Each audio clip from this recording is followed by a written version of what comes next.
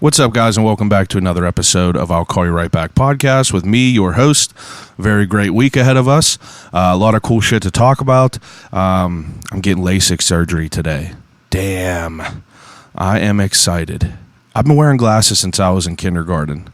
And I mean, for me to be wearing them for almost 30 years, they're kind of like an extension of me. You know, like, it's just an everyday thing. You know, put on your glasses, you can't see shit without them, and that's just like what I've been dealing with. And whenever I say my eyes are bad, that is an understatement. 2 foot away, I would have to be from someone to be able to tell who they were, and that's not an exaggeration. My eyes are garbage, but I've been tired of it. You know, I'm tired of it, and then I recently was just like, you know, fuck it, and I got a consultation at this LASIK spot, and they were like, you're a great candidate. So I'm going today, and I'm pumped about it. I can't wait. The people there said that the procedure is like 10 minutes long, but they said that by the time I get up, I'll be at like 75% vision wise. Like, I'll be able to see after I get the procedure done, which is very, very hard for me to believe. I really don't think, I mean, I don't know how that's possible, but, you know, 10 minutes, you know, I don't know. We'll see how it goes. I'm sure I'll talk about it next week. But, I mean, I've heard nothing but positive things from people that got it done. Everyone says best money they ever spent. You know, who wants to just fucking put contacts in your eyes? Who wants to worry about glasses? I mean, like, imagine if a zombie apocalypse happened, all right? Imagine if 28 days later happened. Well, I mean, if 28 days later happened, I would be dead anyway, because those zombies run real, real fast. And let's face it, I'm not the quickest. But, I mean, like, if some like tragedy happened where like the world like kind of shut down or something like that, in the midst of all like the riffraff of people like getting where they are going after like the fallout or whatever you want to call it, like, I was just thinking, like, what if my fucking glasses broke? You know, like, I would literally just have to, you know, jump off a bridge or something. One, because like I would get headaches all day, every day. That's how bad my eyes are. 2, I mean, there's no one there that's making glasses if there's a fallout. But, you know, I was just like, you know, fuck it. Why not? So I'm getting this done. I'm excited about it. We'll see how it goes. So after this procedure, I went to go see It with my wife. And I'll tell you right now, wasn't a fan. I was a fan of the first one and the original. But this one I thought was just fucking bad. I thought that they tried too hard. I think movies nowadays rely on CGI to try to go over the top to get people to be like, oh, man, look at all this crazy shit that's happening. And I just think it's terrible. Like, it was terrible. American Werewolf in London is one of the best horror movies for a simple fact that it lets your mind do the terrifying for you. You know what I mean? It's like they show just like a little bit here and there, a little scene of like fur growing and like a dude's skin morphing into like what would be a werewolf. But like that kind of shit, like your brain is way, way, way more intense than shit that you see on a TV. I mean, normally most of the time, but I don't know. I just thought it was just way, way, way overdone. It felt like I was watching the fucking Mummy with Brendan Fraser, mixed with the Scorpion King with The Rock. I'm not going to give any spoilers away, obviously, because like I hate when people do that. You're an asshole if you do that, but I just thought it wasn't good. I'd be interested to hear people's. I'd be interested if you went to see it and you enjoyed it. I'd like you to hit me up and I'd like to talk about it. Just because I want to know why you did, and I would explain why I didn't. And I mean, I think it really just came down to just like over trying. You know, the first It with Tim Curry as Pennywise was terrifying.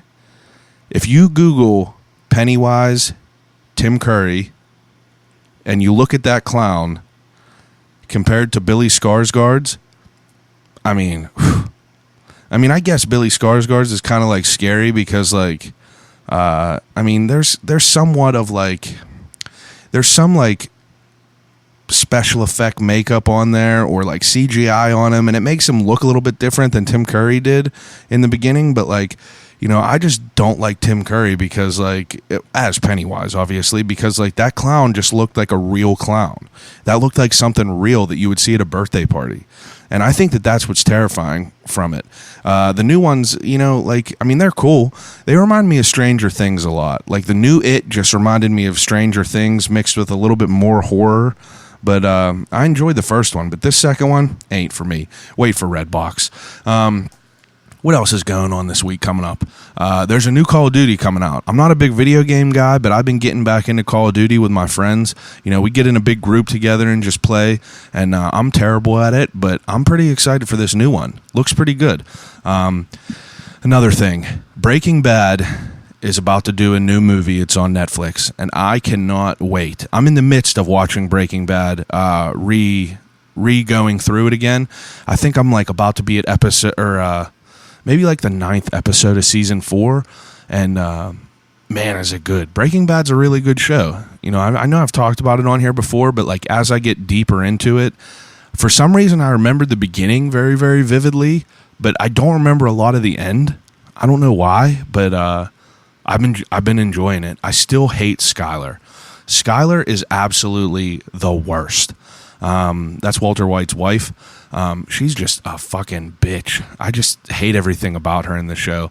That's the only negative part about the show. I like everything else about it, but whenever she comes on the screen, I just want someone to just take her out and just like put one behind the ear. Get rid of her. Jesus.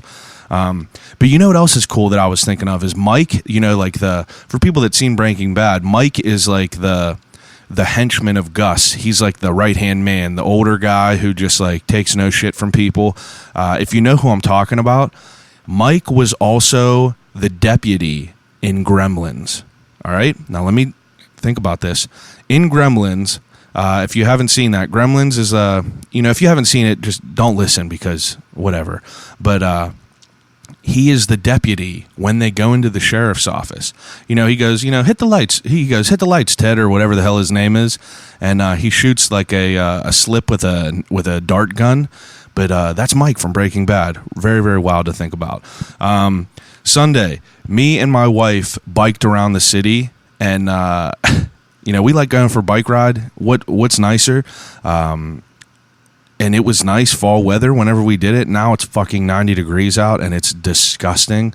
But we were biking around this city, all right? And we get over to the North Shore, and there's like a big walk going on, and we're biking along, and I'm like, what the fuck is with these people not moving? Like, get the fuck out of the way. And I'm sitting there ringing this bell, just like, move. Like, I wasn't yelling move, but, I'm trying to be as nice as I can before I get all crazy. And I just see like a mob of people, and I'm ringing this bell, and no one is getting out of my way. And I'm like, what the fuck? Are you just rude or what? And then I see a sign that says Vision Walk. And then after I see that, I start looking around, and I see the majority of people wearing sunglasses, and I see a lot of people holding canes. Yep, it was a walk for blind people. And I honestly never felt more embarrassed, I guess is a good word, but like I'm ringing a bell at these people that can't fucking see, that are being like, escorted around by loved ones, walking for a good cause. And I just immediately, once I realized what was happening, hopped off the bike and then just carried it up the hill real quick. And I just felt like an asshole. But, what can you do? What can you do? It was an honest mistake. I'm sorry if you're blind and you're listening to this and you were on that walk and you had an asshole on a bike that was ringing a bell at you. That was me. Take full responsibility. But I do apologize. Anyway, I got a great week for you, all right? I did my first float tank. For people who don't know what a float tank is, if you listen to a Rogan podcast over the years, or mainly Joe Rogan, I would guess, but he does this thing called a sensory deprivation tank, all right? Basically, it's a big-ass metal tank with water that is like 98 point, like, I don't know, like, or 94 degrees. It's the exact temperature, or it's almost the exact temperature of your skin. But in this water, it got 1,200 pounds of Epsom salt, and you get in these tanks and you float, and you shut this door, and it is a complete cutoff of all of your senses. There's no light. There's no sound. There's nothing in there. And I know it sounds bizarre, but this week my guest is the owner of Levity in Squirrel Hill, and it is owned by Dave Rapach. And me and him, like, I see people that I follow, and I see people like getting into tanks, and like they'll put it on their stories and shit like that. And like, I've been listening to Joe Rogan's podcast for probably like a decade now, so I've heard about these tanks over and over and over again, and I've always been super interested about it. I've always been very, very intrigued of what one of them would be like. So, I hit this guy up and I was like, yo, dude, would you have any interest in coming on a podcast and like talking to me a little bit about what you do and like the benefits of a float and the benefits of, like the physical and mental benefits of it all. And Dave was like, absolutely, I'll come on here. He was like, why don't you come in? He was like, we'll hook you up with a float and, want to get you the full experience of it. And I was like, yeah, I'll get the full experience of it and we'll be able to talk about it with some sort of experience of it on my end. Usually if people come on here and I've never done anything they do, it's kind of like I'm just fishing for, questions. Not really fishing. Like I have good questions, but like I don't get like an experience of some people. Like whenever I talk to Steve Turner at Turner's Tea, I've never like brewed tea or, milked a cow or any of that shit, but I did get to float, so I kind of had my own experience of it. So Dave came on this week, and we talked about all things floating. We talked about how he got involved with it, because it's kind of a weird thing. Isolation or sensory deprivation tanks are kind of a very, very bizarre thing, and we talk all about this in this podcast. And I was curious to know what type of person, like how they find themselves into making a float studio a career. You know what I mean? I was real interested about it because it's definitely a unique thing, and I wanted to know more about it. You only hear about it briefly on like podcasts or whoever you talk to, but I really wanted to get him in here and like kind of dig into him a little bit and figure out like kind of what he thinks of it all, his thought behind everything, how he got involved with it, what's it like for him to float. He's I ain't even going to get into the details because it's too hard to try to explain in an intro, and I'm already running long. So I'm going to let you listen to this podcast. And before we start, Dave has also hooked me up with a cool giveaway. We're going to team up and we're going to give away 2 floats. Now, I know whenever I say 2 floats, 2 people think that they're going to get a float, but we're going to do something a little bit different. And Dave brought this up, and it's a really, really good idea. So floating is it's a very, very unique experience. Some people might think it's like bizarre. Some people might be kind of hesitant to go do it themselves. So what Dave decided to give away is on Thursday, today, around noon, I'm going to post a giveaway that we're doing with 2 different floats, okay? And I'm going to pick one winner, okay? So the one winner is going to be able to bring a person with them. And I think that that's going to be fantastic. You guys don't float in the same tank together, but you could go there and do it yourself. It'll be more comfortable for you. You guys could kind of prepare together a little bit.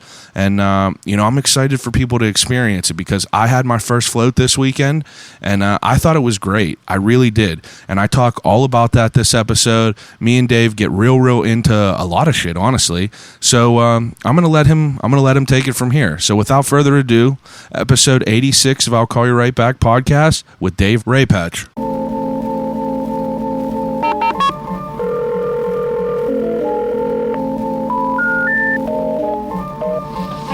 Telephone. Hello?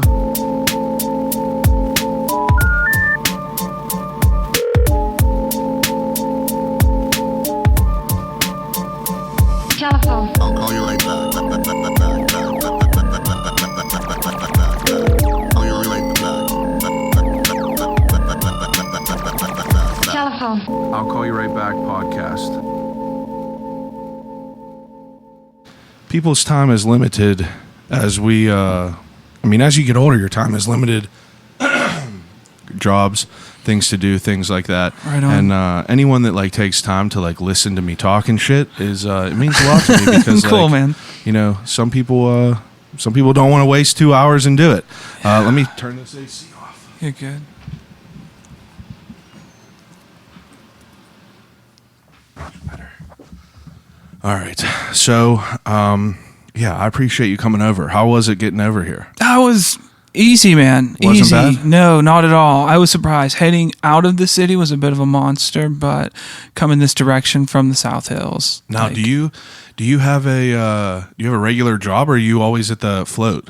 Or are you at Levity? Yeah, always with Levity. That's I kind of just went all in when we opened. It was something that I saw that could help so many people. Yeah. And it was like life leads you to the point where you're either going to do this or you're not. Yeah. You're going to be an entrepreneur or you're not. Absolutely. You make a decision. And so that's what for me. The reason that like I asked that is because it's appointment only, and like I just didn't know if like you had like a certain like a regular day job and you just like kind of schedule that whenever. But Dave, who I met whenever I went there, right on. He's fantastic. He's aces. He did very well at welcoming me and like explaining everything, answering any question. He made me because usually if like.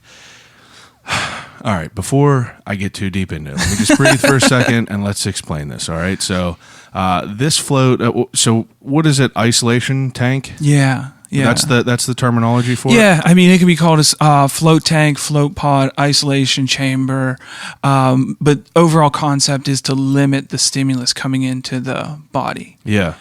And it was such an interesting experience.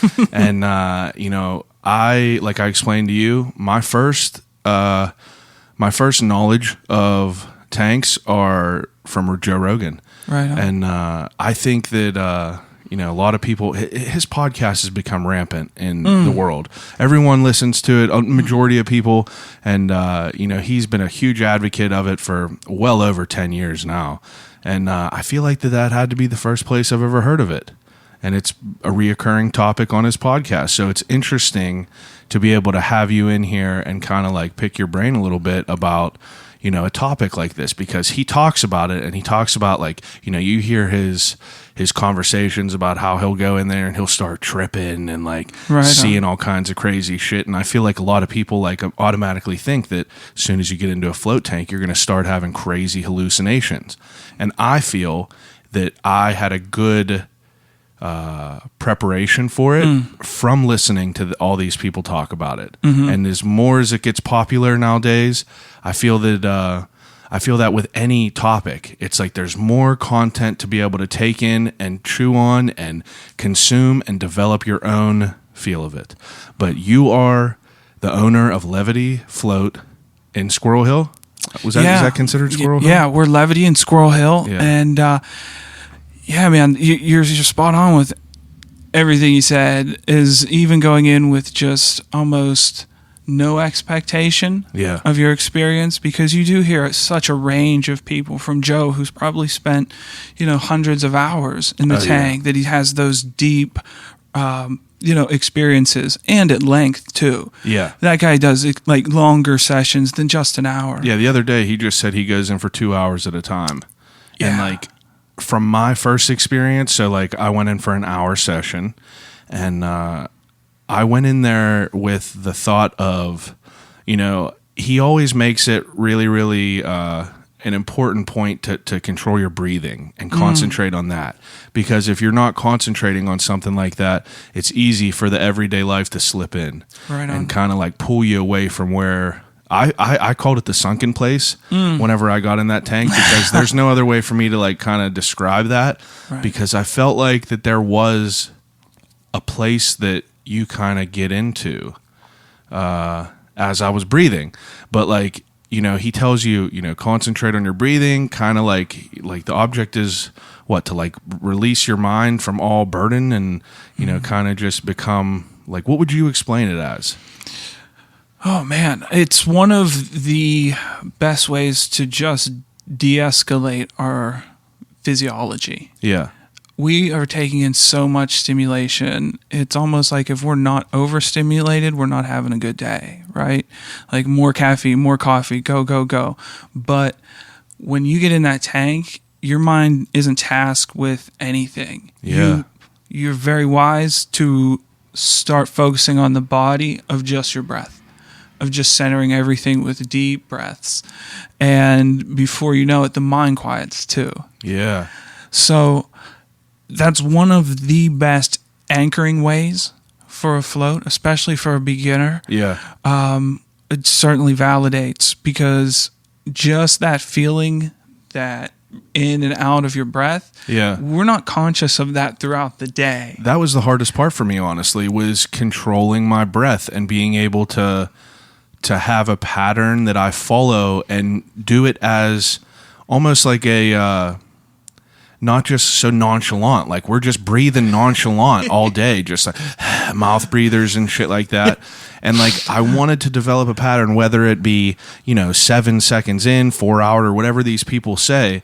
I just wanted to concentrate on breathing in for 5 seconds and breathing out for 5 seconds, and breathing in and breathing out. But I wanted to concentrate on, I just envisioned like a half of a sphere, and I envisioned breathing in and it inflating and breathing out, and it just like going down. And I tried to concentrate on that so I could like quiet my mind down, because even the smallest things of me like bobbing to the side and touching it pulls you out a little bit. And that's where I feel like the whole, you have to exercise this muscle, because it seemed easier for me to like kind of push that away probably within like 3/4 of the session that I was in. Right. But in the beginning, I felt different, because like it would, anything I would do, it was just like it would pull me away. But once I like got into it, felt like I was in it. That's what your mind is literally switching over from the reactive mode of being in that constant fight or flight to a state of relaxation. And we don't relax very well. Our mind will we can think our way out of anything. Yeah. And when, like you said, focusing on your breath and just bringing it in, I noticed you said the 4-7. We've had some guests that share that, but so I heard, I'm a Joe Rogan cult follower. I feel right on. His earlier stuff. He's a little bit political for me now, but I listen to what he says, and like the dude is, he's a meathead that's just very, very enlightened in a certain way that people are able to relate to him in a certain way.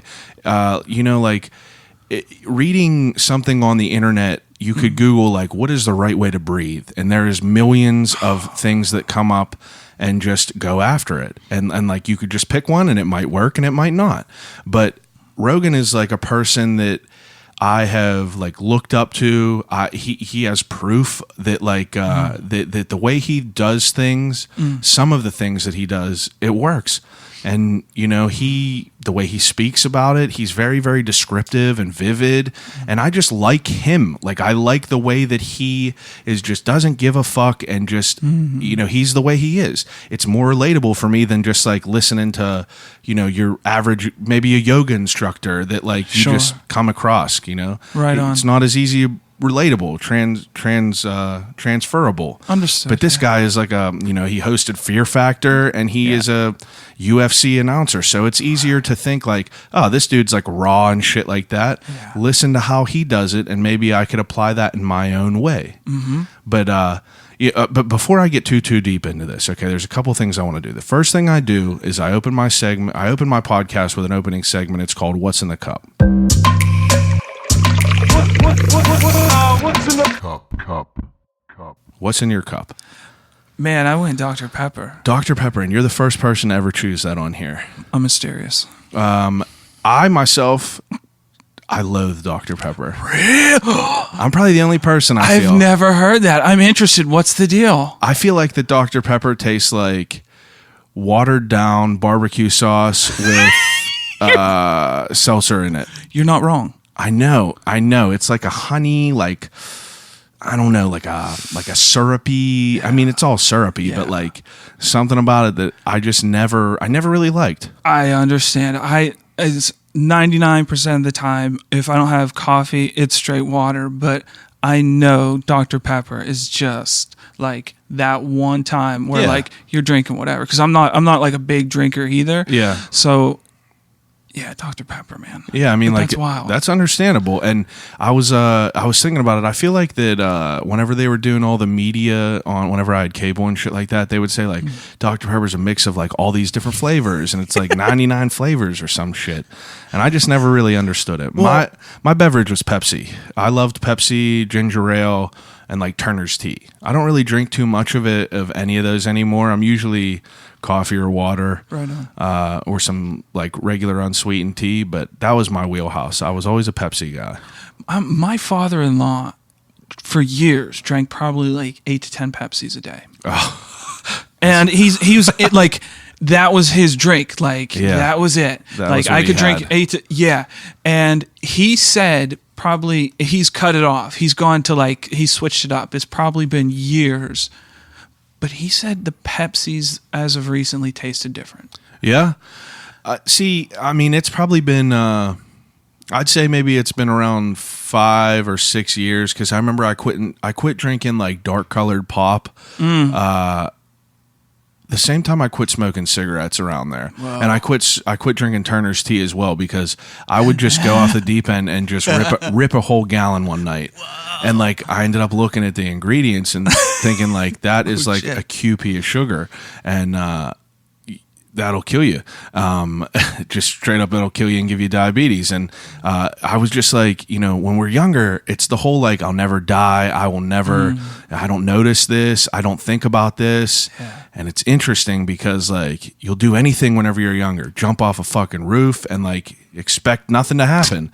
But whenever you break something, you're just like, oh, guess that happened. But you know, now I get older. Can I ask how old you are? I'm 37. Okay. See, I would never, you look way younger than that. And I would have never guessed. But, I mean, like when you're younger and whenever you get older, it's like now I'm 29. Right on. I start thinking about like, you know, I find myself thinking about death, thinking about like maintenance in my body, and like thinking about that whole, like, you know, this is your body's your temple and shit. And I try to just take small steps. I'll still rip through a whole XL pizza, but, I try. Well, that's it, man. You got to be realistic with yourself. I mean, if 9 or even 8 or 7 out of 10 are really healthy, good decisions, you're doing so much better and on a better path than the majority of people that are just don't even think that way. Yeah. They're just like, fuck it, this is it. I'm in. Yeah. I drink this. This is what I eat. These are fast foods. I'm not thinking about it. And it's just my life. Yeah, exactly. And it's easy to get lost in it.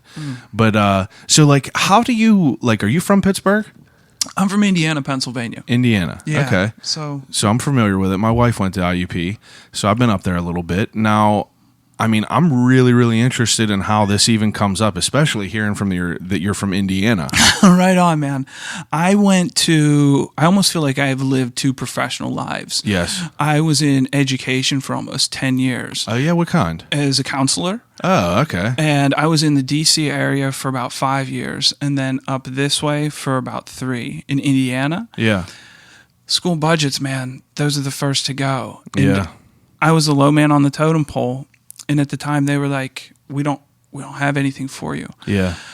So I had that experience of getting that proverbial pink slip 35 years after, you know, due diligence to the company. They just put me out. Absolutely. I was in such a bad place at the time mentally. Yeah. I mean, I went. How old were you? Oh, gosh, I am horrible with dates. I would probably say maybe 32. Oh, okay. So like, but I'm so thankful that I got that lesson at 32 and Yeah. not 42. Absolutely. When it was like, that's where I made the decision of like, well, you can go back to that world and be put out, Yeah.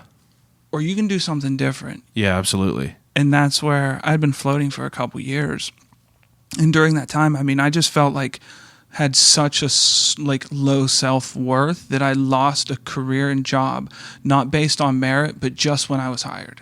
Really? Just the low man on the totem because pole. you're the low guy. I mean, And so that's when I was like, man, we were floating and we just took a trip. We were out in Denver and we floated there for some time. And then we came back here and it was literally like, what am I going to do? yeah. And I thought, this has helped me through like a very tough time. Yeah. And before, just the ability to de-escalate when I first started floating years ago, I was like, man, if I could share this with as many people as possible, it could help so many people. Oh, absolutely. And just thinking about hearing figures like Joe Rogan validate it, because I think the commonality with Joe and what a lot of people like is that if he likes it, he'll just say he likes it. Yeah, and if he doesn't, he'll say it's not for him, and that's why I like it. And it's very objective, and that's where a lot of people that fall in love with floating come in with an objective mind of like, I am not going to see aliens on my first experience. Yeah, exactly. But man, I know I know I'm stressed, and I know I need to let that energy out. I need to let that energy go in a way. It almost feels like a hard reset. It's like I unplug. I turn my phone off, and you just let it. That's what it feels like. Nothing is coming into you. No energy. It feels like there's no energy. Just diving into your body, and it's different. Rather than just like laying on my couch and taking a nap, that's relaxing to some extent, but like it's not the same, because like you still have that outside interference, and it's energy. It's like you could feel it. You could feel if shit's on. You could feel where stuff is coming from. But this tank kind of, I don't know, dude. It was just a wild, wild experience. And like I said, I didn't have too many high hopes getting in there. Right on. I just wanted to go in there and not fall asleep, because I'm notorious for taking naps. I'll take a nap anywhere, standing up, whatever. And I was like, I'm gonna be laying in this nice water. I was like, I just don't want to fall asleep and waste it. So my goal was to just like, Dave actually helped me. He gave me such a good idea. He was like, I tend to like to keep my eyes open whenever I do it. And he was like, even though you can't see nothing, it's all completely dark. It's still making your brain communicate with your body, and kind of just being like, oh, there's no light here, so like what's going on, and it keeps your brain firing and shit like that. Wow. And I was thinking that, and I was like, that makes a lot of sense. Whereas if I just went in there and laid down and closed my eyes because it was dark anyway, I would go closer towards that nap. Right. And you know what I mean? I do. And it's interesting. I'm sure everyone has like their own way to go in there, and I'm sure we'll get into that more. But I am curious about this though. So you said you floated years before that you lost your job. Right on. Now, how did you come across this? It was literally from the Rogan podcast. My wife. And was it? Yeah, my wife and I had been traveling like from DC, driving, and so we loaded up the podcast to listen to. Yeah. And it was, I think, him and Duncan Trussell talking about like, and I've never been a massage guy, and I really struggle to focus. Yeah. So meditation is very difficult for me. Yeah.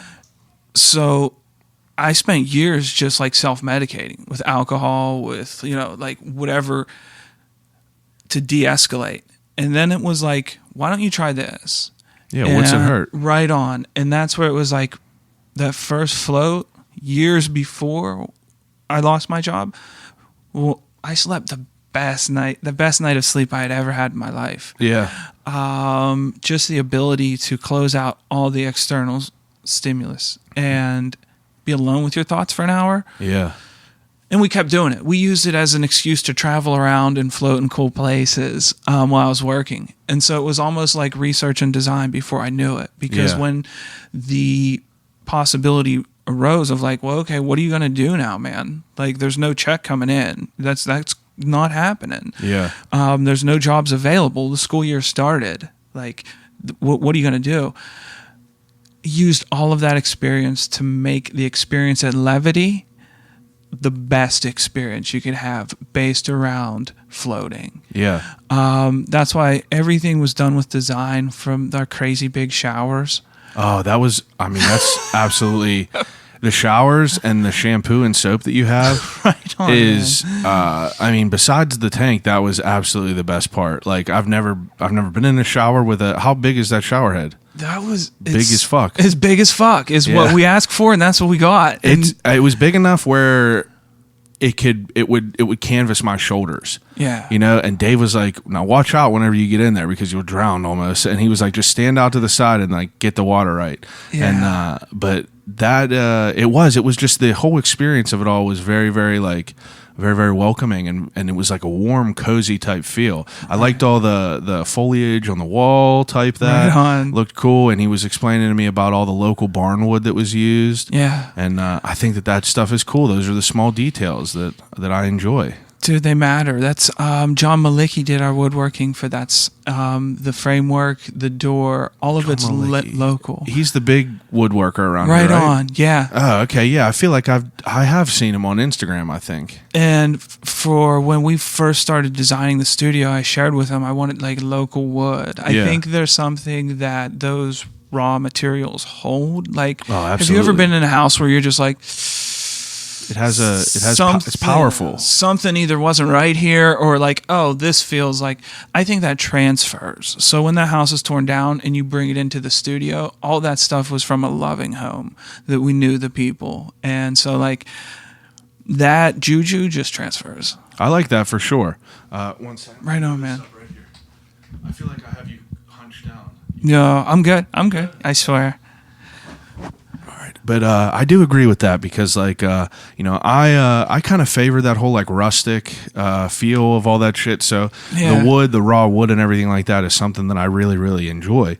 Now, the first time you floated was where? That was in Chesapeake, Virginia, at a place called Float First. The owner is James Ramsey, and he went on to design his own pods. Really? So it was like very far, like. He was one of the very first on the East Coast because it's been on the West Coast and more progressive states forever. Yeah. When did it really start? The 1960s. Oh, really? With John Lilly. Yeah.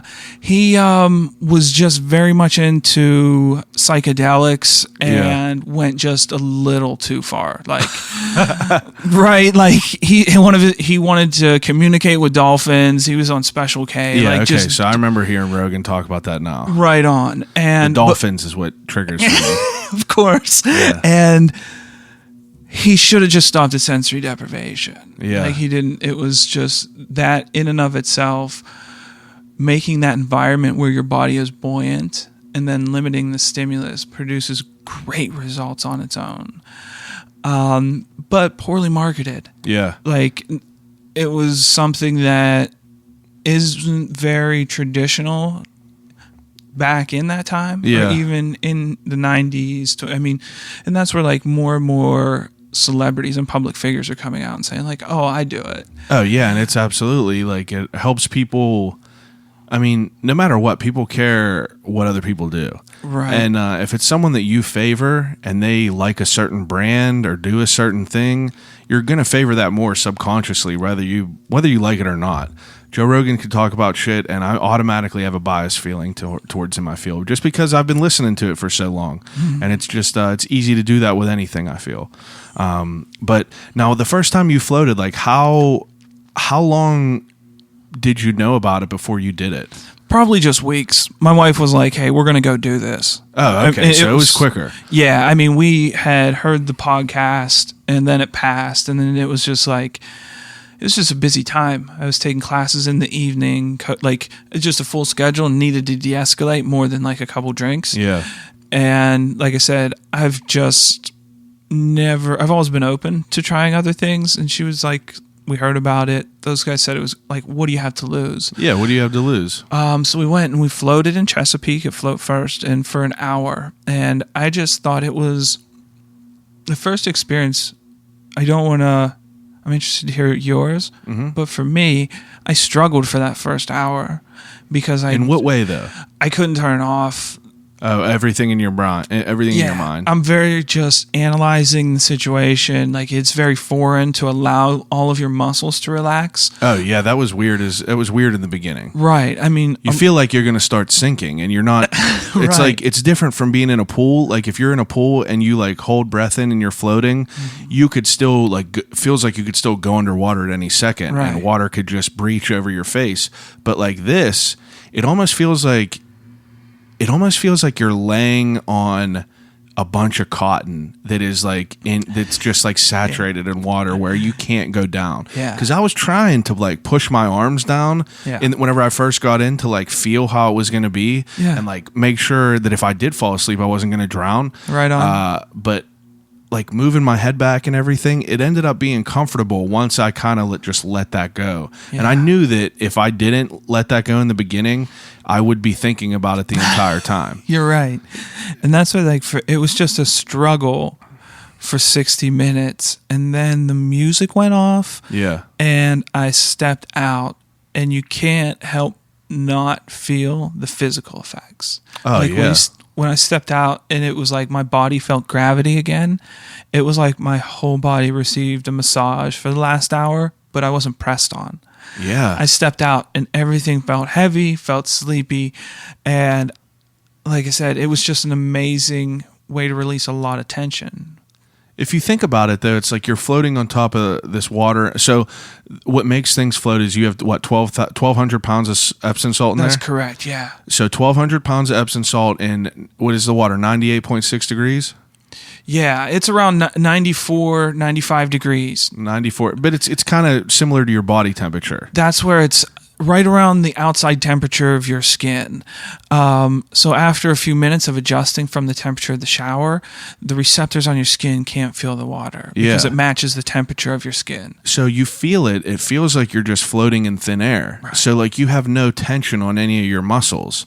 And I feel like that is, I didn't think about that before I did it until I came out, because I was like, damn, I feel so good. I was like, I don't know why. And then like I'm driving and I was like, is it because of the Epsom salt? You can take Epsom salt baths. I'm sure that has something to do with it. But then I was like, there was no, like, even from laying on a couch, you're still heavy. Yeah. You still feel heavy. There's still gravity feeling on you. But like this kind of like simulates that there's no gravity kind of to a certain extent.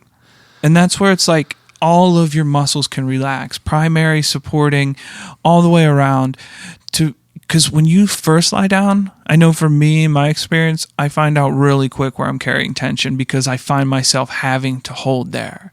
Like stay tense there. Yeah, because there's no other reason. There's no other reason. You can float, man. Like there's no reason to be holding, and you find where that tension is in the body, and you start just to like consciously release it.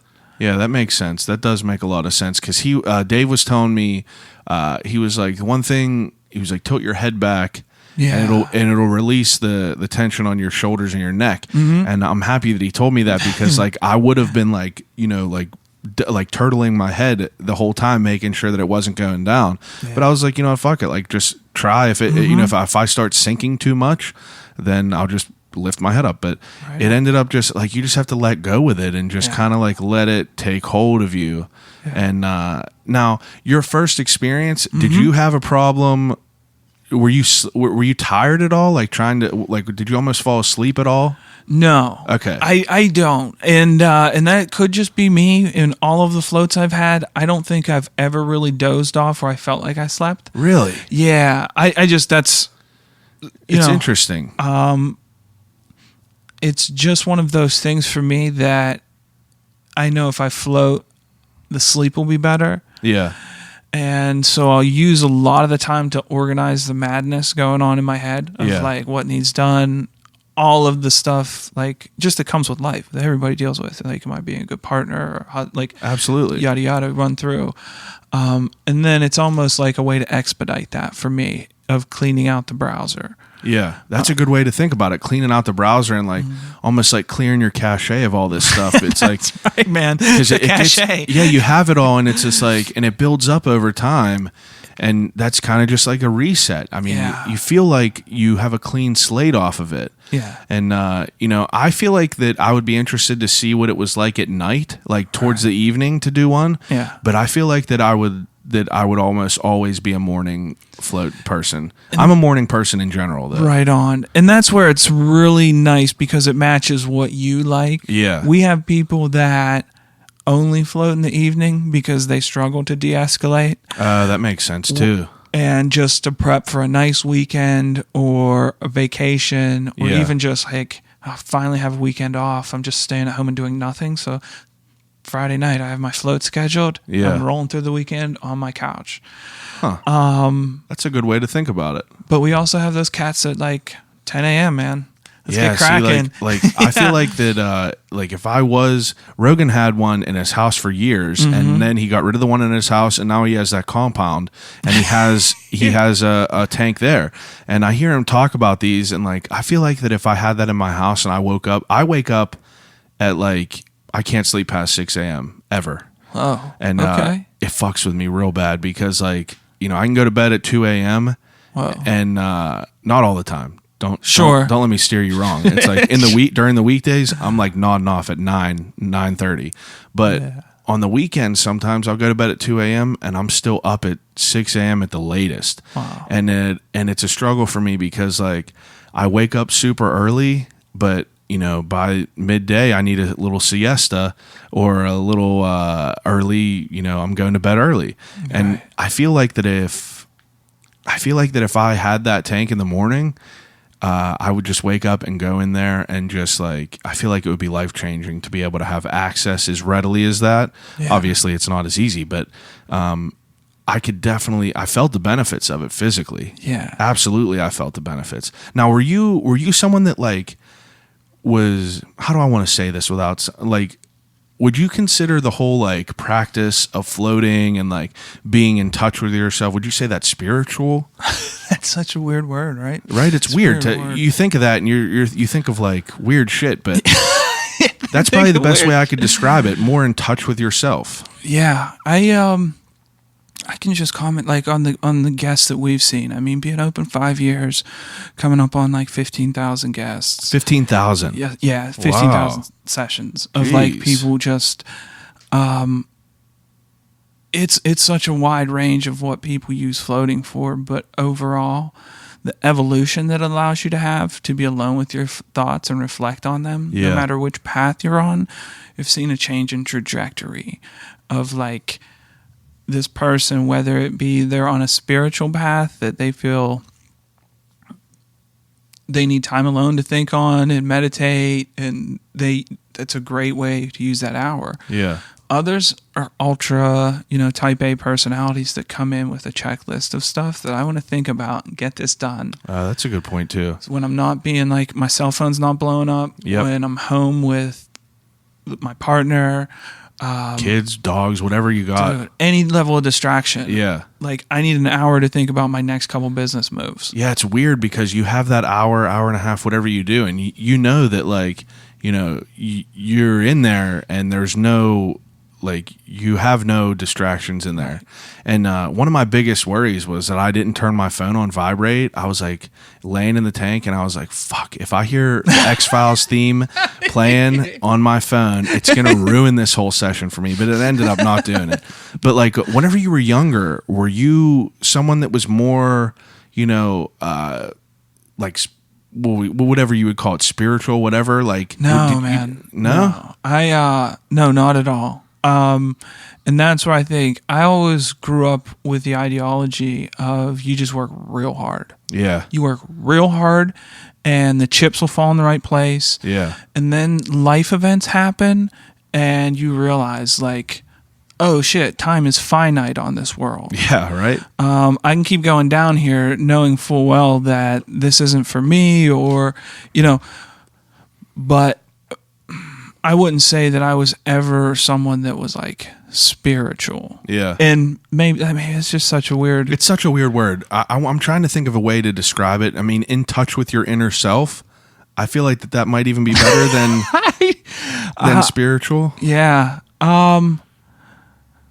I don't know, man. I wouldn't say so. Like, that wouldn't be a way I think a lot of people would describe me looking back. But I could be wrong. You get 10 people in the room and they're like, no, that motherfucker was spiritual. Like, what did you do? Like, what did you do as like hobbies? Like, what were you like in high school? Sports. Okay. Sports. In Indiana, there is literally nothing. It's sad for the youth to do. A lot of drinking in fields, 4-wheelers. Yep. A lot of looking back and going, holy shit, like... bonfires just all the time. You know what I'm talking about. I was from Elizabeth Forward, so it was Understood. it's kind of like a little bit of that. It's like Right that's what we on. did on Fridays. Went out in someone's field. People would have cases of beer, and you would just sit there. People were getting high, like just chilling, drinking, playing music, and that was basically what the majority of my high school was like. Is just like chilling. Right. And I mean, you never know how people come in because, like, I could sit here and stereotype someone that would own a float tank, and you think it's going to be like someone with like some crazy man bun with like a drug rug on, with like a crystal necklace, Crystals. But it's interesting because like that's why I was so interested to like have you in here because I don't know. I've never met anyone that like got this deep into it, and I've always wanted to understand how someone's life kind of just manifests into like making this everything. And it's interesting. I mean, sports and everything like that is, I didn't know if you were going to say sports. I didn't know if you were going to say like I didn't do shit. That's why I ask things. Yeah, like man. that. Like just I just would looking back saying normal stuff. It wasn't like I was meditating or reading any like Ram Dass book or anything. Like it was just a normal guy, dude. Just normal. Like I said, I really like sports. I like the life lessons that could be taught through sports. What did you play? Basketball. Oh, okay. And I coached basketball too after graduating with health and phys ed degree. Oh, all right. So yeah, there was just great life lessons there in sports, and especially for young people. 100%. To be able to mingle and work with different people of all different walks of life. Yeah. I mean, look at what it's preparing you for. If you're going into a corporate world or any job or any world, those are all the people you're dealing with. Yeah. And if you never go through any experience of that, it's going to make it so much more weird the first time you got to deal with that. Right on. But I mean, if you're getting exposed to it when you're younger, you're more moldable whenever you're younger. So like you're just getting used to shit. Yeah, and that's what's valuable for sure, though. I mean, it's just so important. I saw that as a great avenue, and then for me, it was just evolving in that field, in the education field of like liking to help people. I really liked as I was health and phys ed. I just was you see these at-risk kids that you can't help but go like, no, they need more help than all these other kids. Yeah, I need to get in the job in the role that I can then help those kids. Because like as a gym teacher, you can't help ever. Like for sure. You're just going, man. And so I worked my way into being a counselor, and I saw the amount of stress of the people in their lives too. And that's what like for me with floating, when I first did it, it was just one of those things that this needs to be shared. Like whether it's in Pittsburgh, wherever it is, like it can help so many people. Yeah, I think it's just I think it's more or less like breaking down that barrier of like how weird it is. Yeah. I mean, you have to say that it's weird. It looks like something from the Matrix. It's like you're just going in there and laying in this pod, and it's very bizarre. And like, it's not something that people are, I told my mom about this, and I was like, I went in this float tank, and she was like, what? And I'm just like, you just sit in there. And she's like, you just laid in there? And I'm just like, yeah, I mean, but I don't know. I guess different people kind of like, take it in differently, but so I mean, your first time floating, I'm also interested about this. So like, did you do anything to prepare, like the first time that you went? No. I mean, it wasn't like we were high. It wasn't like anything like that. It was like just baseline. Let's try this out. Yeah. I didn't want to skew my opinion of like, is this something for me? Like it was something my wife wanted to do. So like, right on, like, let's go do it. But the more I looked into it before we went, the gap between like when she said we were going and when we went, like the more and more I looked into it, the more valid it was. Yeah. And I didn't want to skew it with any like supplementing it with getting high or anything like that. Just to give it a good baseline. You wanted a real read of it. Is this legit? Yeah. Or is this horseshit? Yeah. So if you go in there stoned, you're going to be like, oh man, that was crazy. And you might just be real high. Or you can have a horrible experience. Yeah. Definitely seen like, have had that where like. Oh, I'm sure you got people coming in there stoned out of their mind. It's just one of those like, you can go in there.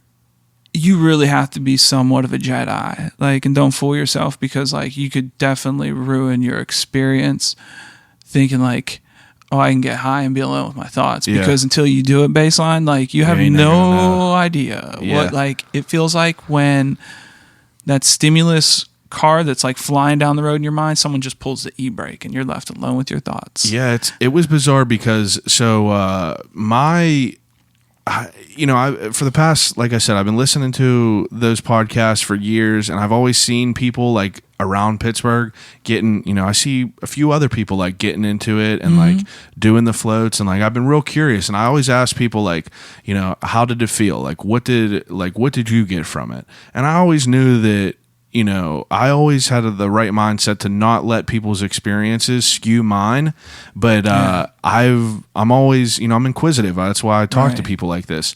I want to know about everything. Right on. I just love knowing about everything. So I saw that Nick was like, oh, this is my last session. And I was like, so what do you like, how do you like it? And no one that I've ever asked said that they disliked it. Right. My sister-in-law said that I think she said she fell asleep, but I feel like that is like, I honestly thought that was going to happen to me. So, I get all these people's accountants of them, and I was like, you know what, I'm going to hit this dude up and like see if we could like see how this works, because I wanted to float before I talked to you, because I wanted the experience of it all. Yeah. But my experience of it, I remember it was probably like a week beforehand. We set a date. And I was like, all right, so this is going to happen. And I started like thinking a little bit of it randomly throughout the day, like how I wanted to approach this and how I wanted to hopefully prepare. And I just, I really like beat it into my head, like, don't expect too much and just kind of like let it write itself out. So, I went in there early, and Dave was like I said, he was very welcoming, and I feel like that was a good part of it. Like he immediately, like, he's almost like a hype man. He's like, he's almost like a hype man. He's like, yeah, you ready to get in here? It's gonna be great. And you're just like, yeah, it's like you almost feel like it has to be great. Yeah. He takes you around, and he's got a really nice place in there, and he takes you in that room, and he explains to you.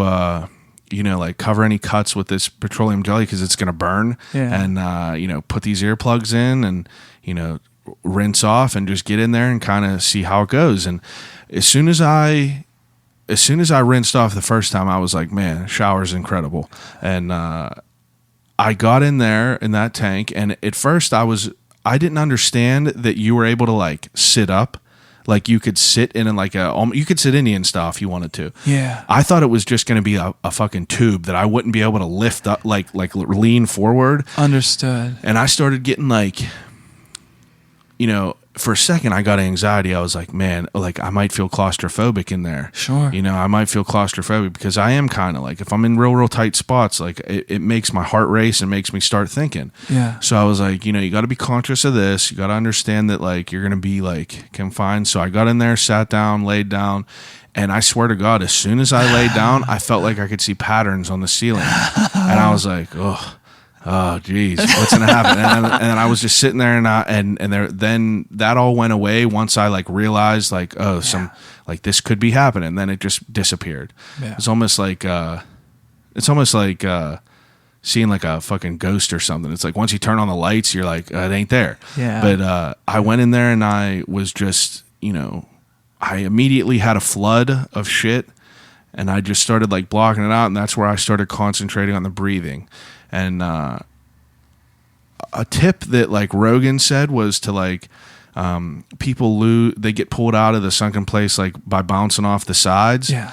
And he was like, get in there. He was telling Penn Jillette this. You know who that is? Penn Jillette? Mm-hmm. And he was like, you go in there and you just like kind of sit down and you let the ripples like settle, and you touch the walls and you let everything settle, and then you just bring your arms down slowly, and that'll kind of keep you from just like sloshing around. Yeah. So I'm in there and I immediately just start concentrating on breathing, and it's starting to get good where I could like, where I'm just like concentrating on it and it's going well, and I'm following this pattern, and then like I would touch the side and it would pull me out, and I'd have to start over again. And I think that there was like a water droplet that hit my shin from the ceiling because it scared me, because it felt like something touched me. And oh Lord, like, what?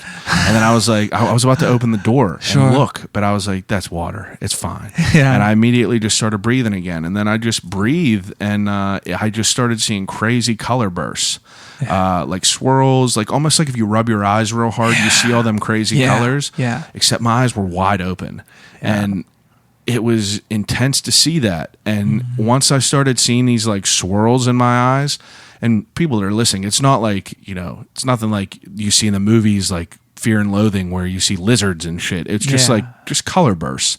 And that started happening, and like I'm sitting there breathing a little bit more, and then I swear I kind of just felt like that I was just like in a groove, and it kind of, I blocked everything out. It felt like I was in that room that, excuse me, that Neo was in whenever it was all white. Yeah. Except it felt like I was in like the Stranger Things version that wasn't scary, that was just all black. Yeah. And like it felt peaceful. I never felt so peaceful. It's just I couldn't hear nothing, and it was just great.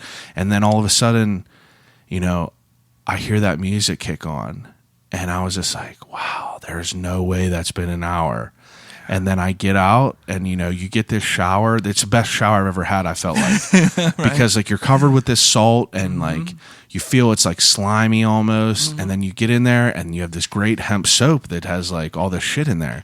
And it just was such like, everything about it was like a perfect storm. Yeah. It's like you get in there, you have a nice space, you got a nice area, you got this nice shower, get in there, do what you need to do.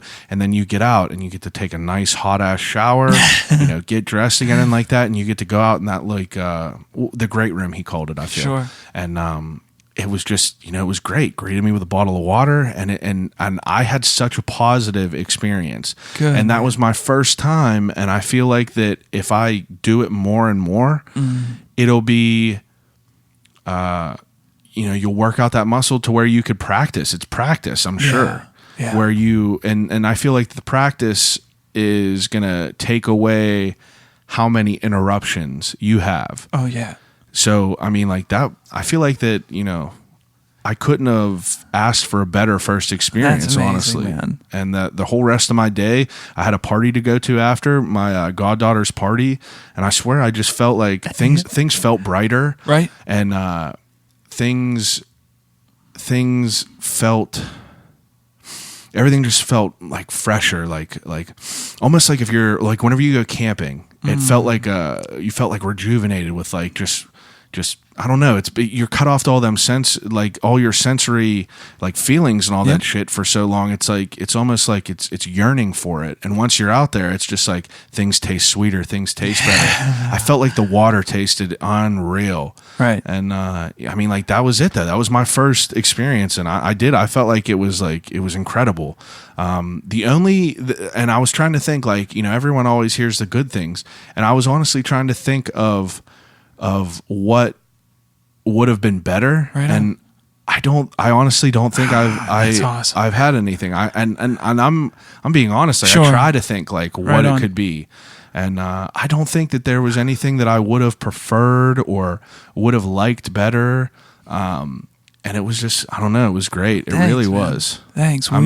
I enjoy what you got going on there. And now you've heard me talk for a few minutes. I'm curious to know where this came from and how you made this happen. Oh man, it was it just came from knowing that people could have a similar experience to just what you described. Yeah. Like for us, I think we found that people do best when they float at least 3 times. As you shared, that muscle needs a bit of time to work out. And to hear that people have that type of first time experience gets better. Yeah. And then in my mind, the philosophy was always like your first float is body. The second one is your mind. You really understand what's possible of clearing out that cache. Yeah. And, those old cookies and whatnot. So that works better. But then that third time, whatever you want to like refer to as soul or being or who you are, that's really when you get in there, you release the tension of the body, the mind, you clear it much faster. And the third time, you really get to do some work. Yeah. So for me, that was my experience as well.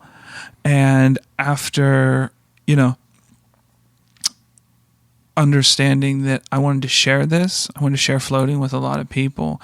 I just started building a team of people that I thought was, good, and they work ethically and they're business related. I see a lot of people with a lot of great dreams, man. A lot of people that want to do this and they want to do that, but they never get a lawyer. They never get an accountant. Yeah. They never get a designer. They always just want to do it, never do it. Right. And so that's what, for me, I was like, what the fuck? I'm not working. I'm going to go visit 5 lawyers. Yeah. Who can do an LLC formation for me? Yeah. Sweet. Okay, accountant. Let's roll it down. I'm very analytical in that way, to just get things done. So for me, it was finding out people that would help me take the vision that was in my head for this experience at Levity and to make it into a reality. Like the design of our studio is done for a reason, because behind that 400-pound barnwood sliding door, no stimulus is getting past that. We slide that close so you don't hear the outside world. From there, you step into the rooms where it's like stone-in shower, natural wood, water, like you get it, that natural experience. The elements. That's what it really was. Because it's such a natural experience of floating, we wanted to pair it with things that are natural, but also give mind and a wink to, the city we're in, Pittsburgh. It's very rustic. It's a good, comfortable feel. But, the reclaimed barnwood has very fluffy as fuck towels hanging there waiting for you, right? And you get, a Fiji water coming out. So it's just little things, but what I wanted to create was all about the little things, because we would go to studios and they would just be like dialing it in. Yeah. A good way to run it, man, is like as a restaurant. When you go to a diner and they're just dialing it in. Like they don't give a shit about it. But you go to a restaurant like we were just at a really great place, Siempre Algo, and where's phenomenal on the North Shore. Siempre Algo. Dude, it's amazing. He like. I've never even heard of that. And it's one of those, like, you go there and then you realize, like, oh, this person's... This is an actual place. They're they passionate. Love it. Yeah, passionate. That's it. They love what they do. They love what they do. And for me, I see floating and I see Levity overall as a passion of wanting to help people, and this is the vehicle. So I want to make it as comfortable as possible. I want to put on display our filtration units. I want to let guests see that. Honestly... and you just brought that up to me, one of the coolest things that I saw there was before the float, and these are the small things that I love. It's like the tennis balls I saw there. I was like, what are these tennis balls for that are just laying in this filter thing? And he was like, actually, like people put them in their pools and hot tubs and stuff as just another way, like and small things like that is what I love. It's like, it was cool to see how that's done and how... Like I like that's another reason why I do this. It's like I talk to these people because to these people, I talk to you and everyone else because it's almost given me as like how the sausage is made. You know what I mean? Yeah. Like I talked to Turner Dairy and I got to go tour Turner's and like see awesome. How Turner's premium tea is made, and that's almost seeing like where Heinz ketchup is made. Yeah, even though now Turner is still local, not Heinz anymore. But it was interesting because I feel like it's a big commitment to just create your space because floats are not as they're not like, I feel like yoga is catching on fire in the past like few years. Like more people, no matter what type of people you are, I see all different types of yoga. I see all different types of people trying it out and enjoying it and really, really embracing the benefits of it. Yeah. And then, floating is absolutely just as beneficial, but I feel like people still have some sort of like foreign barrier up where you're like, a tank, like I don't know about just like paying money to sit in a tank, you know what I mean? I do. And I feel like that this is like, I try to communicate things in a different way. I got people on here that sell drugs. I got people on here that manage big companies that listen to my podcast. So like no matter who they are that's listening, they understand it from the explanations that I try to give, I guess. Right on. But it's like, how long how long did you know until you wanted to open your own spot? The idea just kind of struck me as, what am I going to do? What am I going to do the rest of my life? Like, it was a matter of that budget came through. Yeah. You're done, and there's no jobs available. Yeah. And you were like, what else am I going to do, right? You got to do something. And I took the skills that I learned for the past years working in that field and just put them a couple degrees in the other direction of something that I am passionate about. I want people to feel better about themselves. Like, there's enough going on in our world that we can feel bad about. Oh, absolutely. I wanted to make a spot where you could escape all of that, and that it wasn't snake oil. It wasn't just like a one-off type thing, or, oh, we tried it, but that there's lasting effects. Like, yeah, it wasn't just like them tummy wraps that people from your high school were selling on Facebook. Right. Exactly, man. And that's where it was like, just kind of spreading the word, and people find us when they find us. Yeah. Because you're right. A lot of people will say, even after their first float, they'll come out and kind of sheepishly say of like, I waited so long to do this. Literally 10 years for me. Me and my buddy Dylan have listened to Joe Rogan for seriously since 2007, 2008. Right. Since he was just doing a webcam based podcast in his old house. You know, it's been that long, and it's just always something that's been in our head, and it's you know, it's not the cheapest, so it's not something that like we had at the top of our list to just dive into and do. Right. And it's just I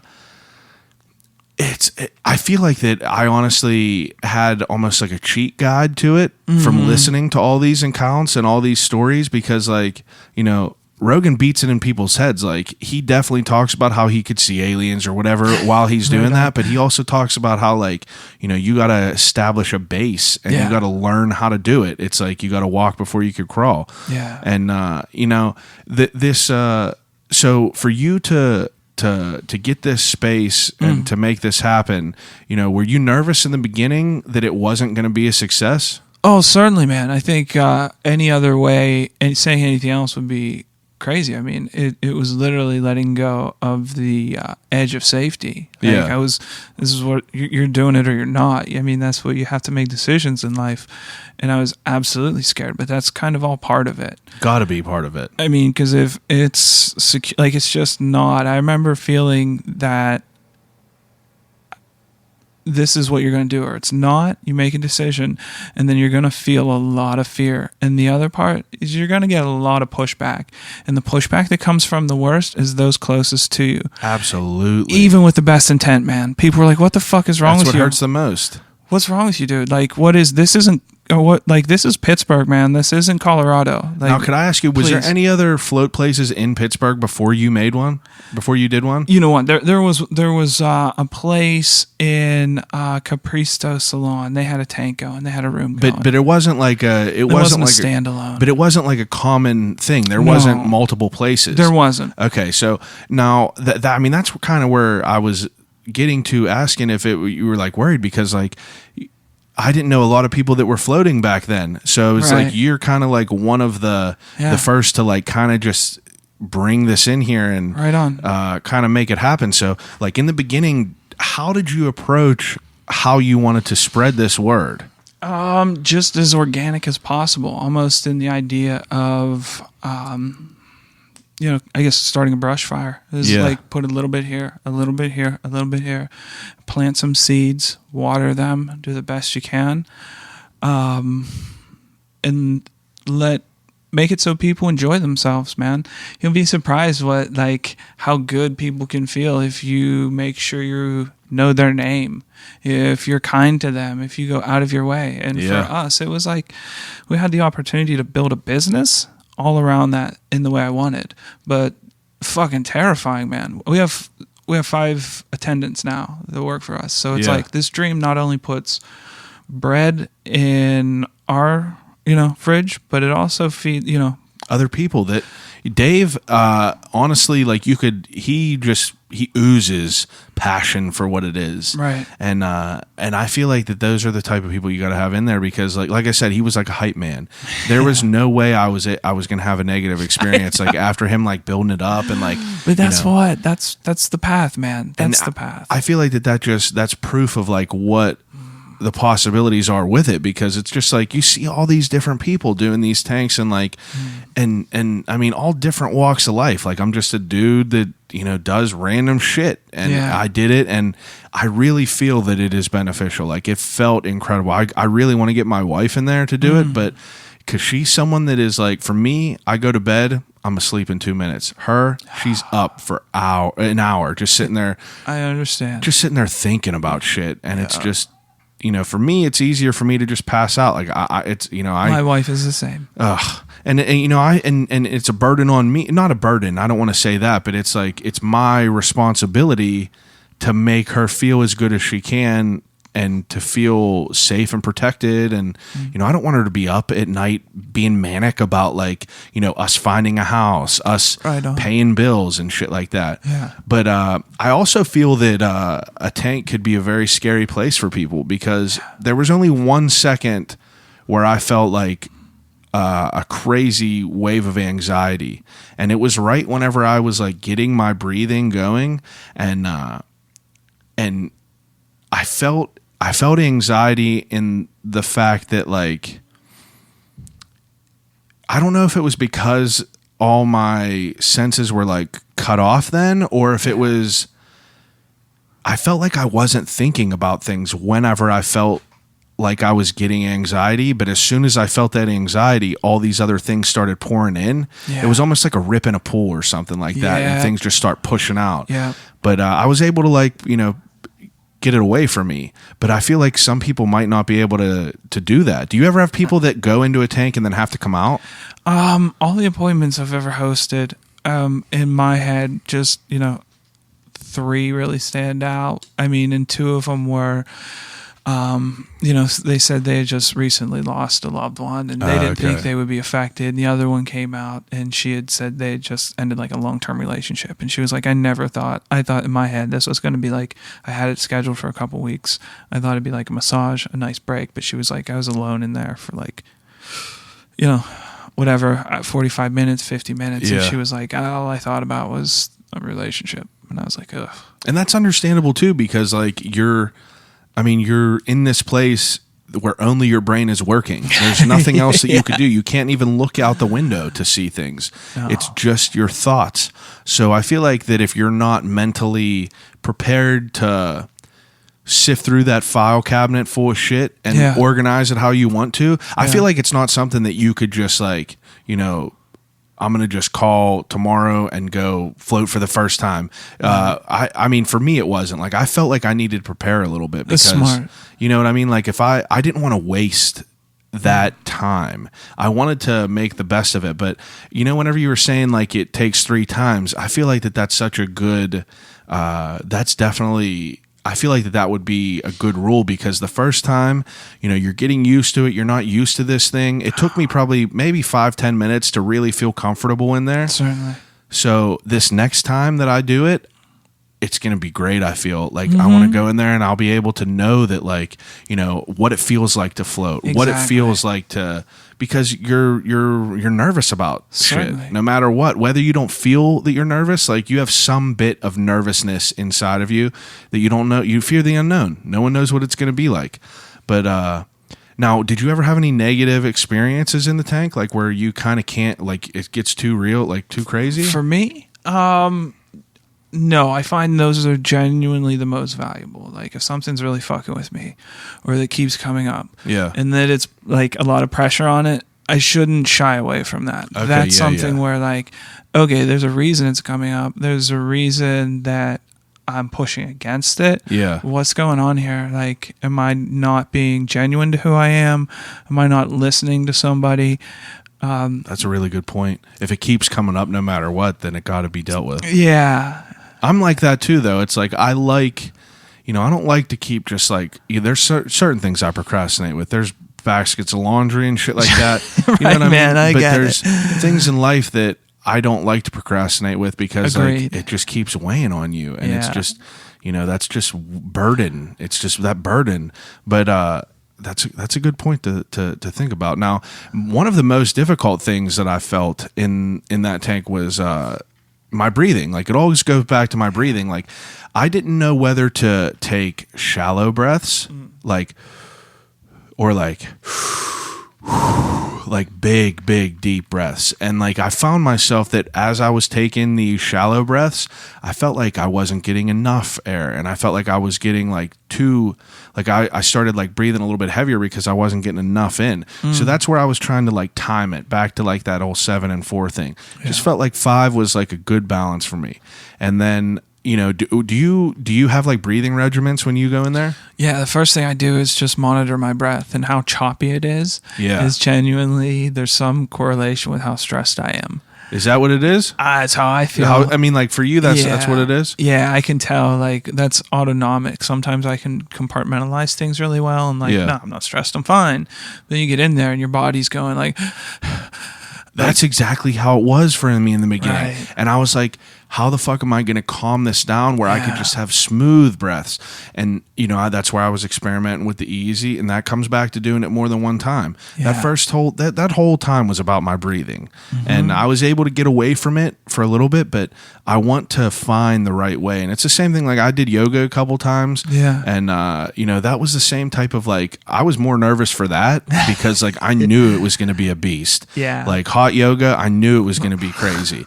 So like my breathing, you know, I hear people talk about it and I want to get, you know, I want to get better at it. So I'm sitting in there going these deep breaths, but it felt like anytime I would bring these deep breaths in, I would like move around in this tank. And I guess it was because I was becoming more buoyant maybe. And it was just like floating to the side more. Yeah. But I couldn't really like hammer down like a good, if it's deep or if it's light. And it's like, what about you personally? I just really work on smoothness. Yeah. Smoothness. And inhale, that's 7 and 4. Yeah. I really like that. That's, the timing of how you're breathing in REM sleep. Oh, is that what it is? So it syncs up breathing and then the mind recognizes that. Oh, okay. I didn't know that. Fascinating. That what it was for. Yeah. It's and I'm pretty sure that's what that is, just to get the mind thinking. That's how the body should be when it's breathing that way. So that's always super restful. But for me, it's just the smoothness of like understanding like how stressed my body is, and then just opening up the mental folder of like, okay, what's going on here? Yeah. And just chipping away at them all. Yeah. And then I enjoyed that sleep afterwards, man. I'm somebody that feels like I need to expel as much energy as I possibly can throughout the day. Yeah. And if I'm not tired at the end of the day, like I have leftovers. And it's, so for me, the tank is just used to decompress. That's the best way to describe it, is decompression. Yeah. I've never felt more, I just felt like that there was nothing that was like bothering me whenever I got out of there, because like I felt like my whole thought process is like in my brain looks like a kid's toy room, and there's just toys all over the floor and shit like that. Yeah. And me being in this tank, like I go over and I pick up the blocks and I put them away nicely. Yeah. All my books, I put them away nicely. All this shit, put them away. And it felt like, it's still dirty in there. By no means is it clean, but like I'm slowly like trying, and it was crazy for me. So what was just in my head it just popped in that I wanted to ask you. Whatever, regardless. Now, whenever you first opened this, how many times do you think you floated before you first had your own tank? Oh, I would probably say close to 20. Oh, that many? Yeah. I mean, how often? Usually we'd travel in the summer when school was out, and probably like each spot we would go to try to get like 2 or 3. Oh, wow. And we've been to like Philadelphia over there, floated, Chicago, Denver's a few different like pockets of places that are really nice. Where at in Denver? We were in, I'm not going to be able to think of what it's called. That's but, all right. I just went to Denver last year. That's why I was asking. I loved it. We went and, I'm not going to be able to think. The place, I can describe the place to you. And just will give you a good example, since I'm happy I can't think of their name, but it was just an example of like how some of the other spots, like you realize like when you walk in, they did their whole floor, like the bottom of an aquarium. Oh, really? Yeah, it was bananas, man. Yeah, that's pretty interesting. Right. And just like they had another thing that they really did. They had was neat was they had inversion tables. Inversion, where you go upside down. Yeah. I did that for the first time a couple years ago as well. My cousin got one in his basement, and I never did one, and I was like, "What the hell is this?"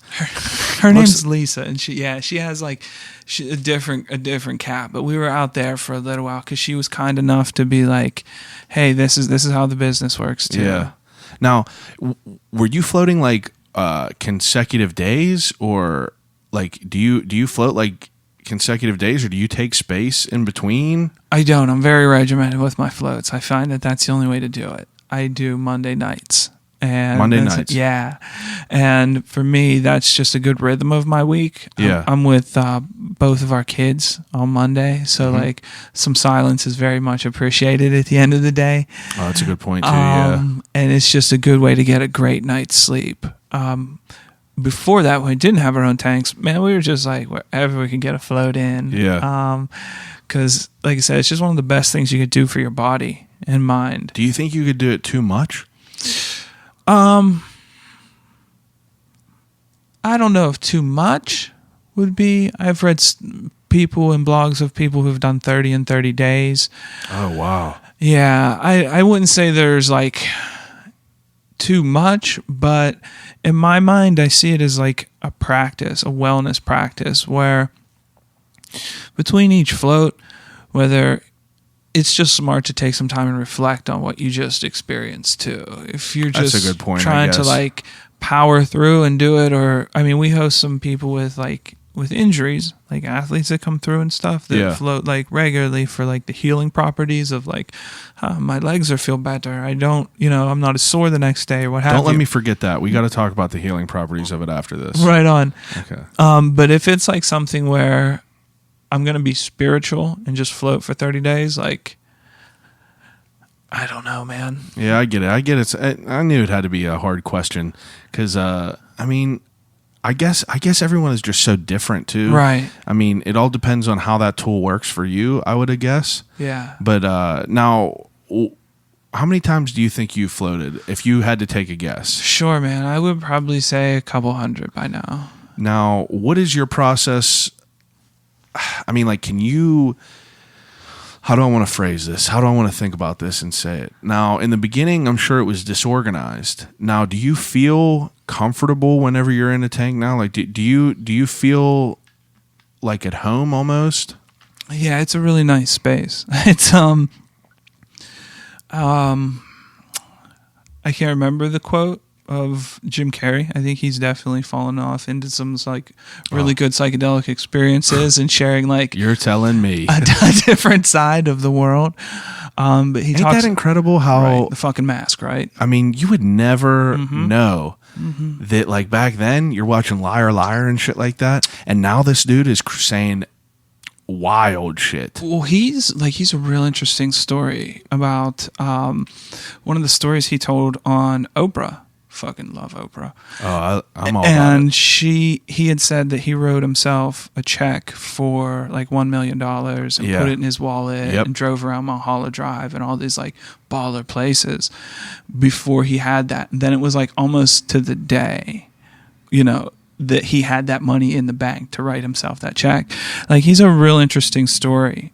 And he came from like just a blue collar. His parents were just, they didn't really have anything. But to bring a button on it, to put a bow on it, though, he talks about loneliness. And when you get alone and you get a taste of what it's really like to be alone with your thoughts, it's definitely an empowering place to be when you feel good with that. Like, oh, I can get in here. I can get some shit done. Yeah, instead of just being too overwhelmed. Or just being reflective about everything, all of the stimulus that comes in. Yeah, that's a good point. That's a real good point. He's an interesting one, I'll tell you that. Now, do you have any like visual like I mean, what would you call them? I mean, I don't want to call them hallucinations, but like, would you say that you have psychedelic experiences in there? Yes, in the form of like mental psychedelic of like reflecting, of hitting that zero. Visuals, what I often see is almost like against the black. It's really tough to describe, but against the black right before it is a lot of swirling dark purple smoke. Okay, yeah. Like, I mean, mine looked white almost. It almost looked like, you know, the end of, you ever watch Batman Forever with the Penguin? yeah. You know how he has that umbrella that he spins? Mine, I swear, I saw swirls like that, but it was just white. Yeah. It was white and black. And before that, it almost looked like, you know how I said, like, as soon as I got in that tank, it felt like I saw patterns. Yeah. It almost looked like scales and like big, like amplified, like That's fish scales awesome. or something. And not saying that like it was like a vivid scale, but like I felt like I saw a pattern. Yeah. Like almost like veins in a leaf or something like that. Mm-hmm. And I thought that was just immediately I felt like it showed me like there is possibilities to explore some wild shit in here. If you could become disciplined enough to figure out how it works with you, Right on. Yeah. and work with it in that way.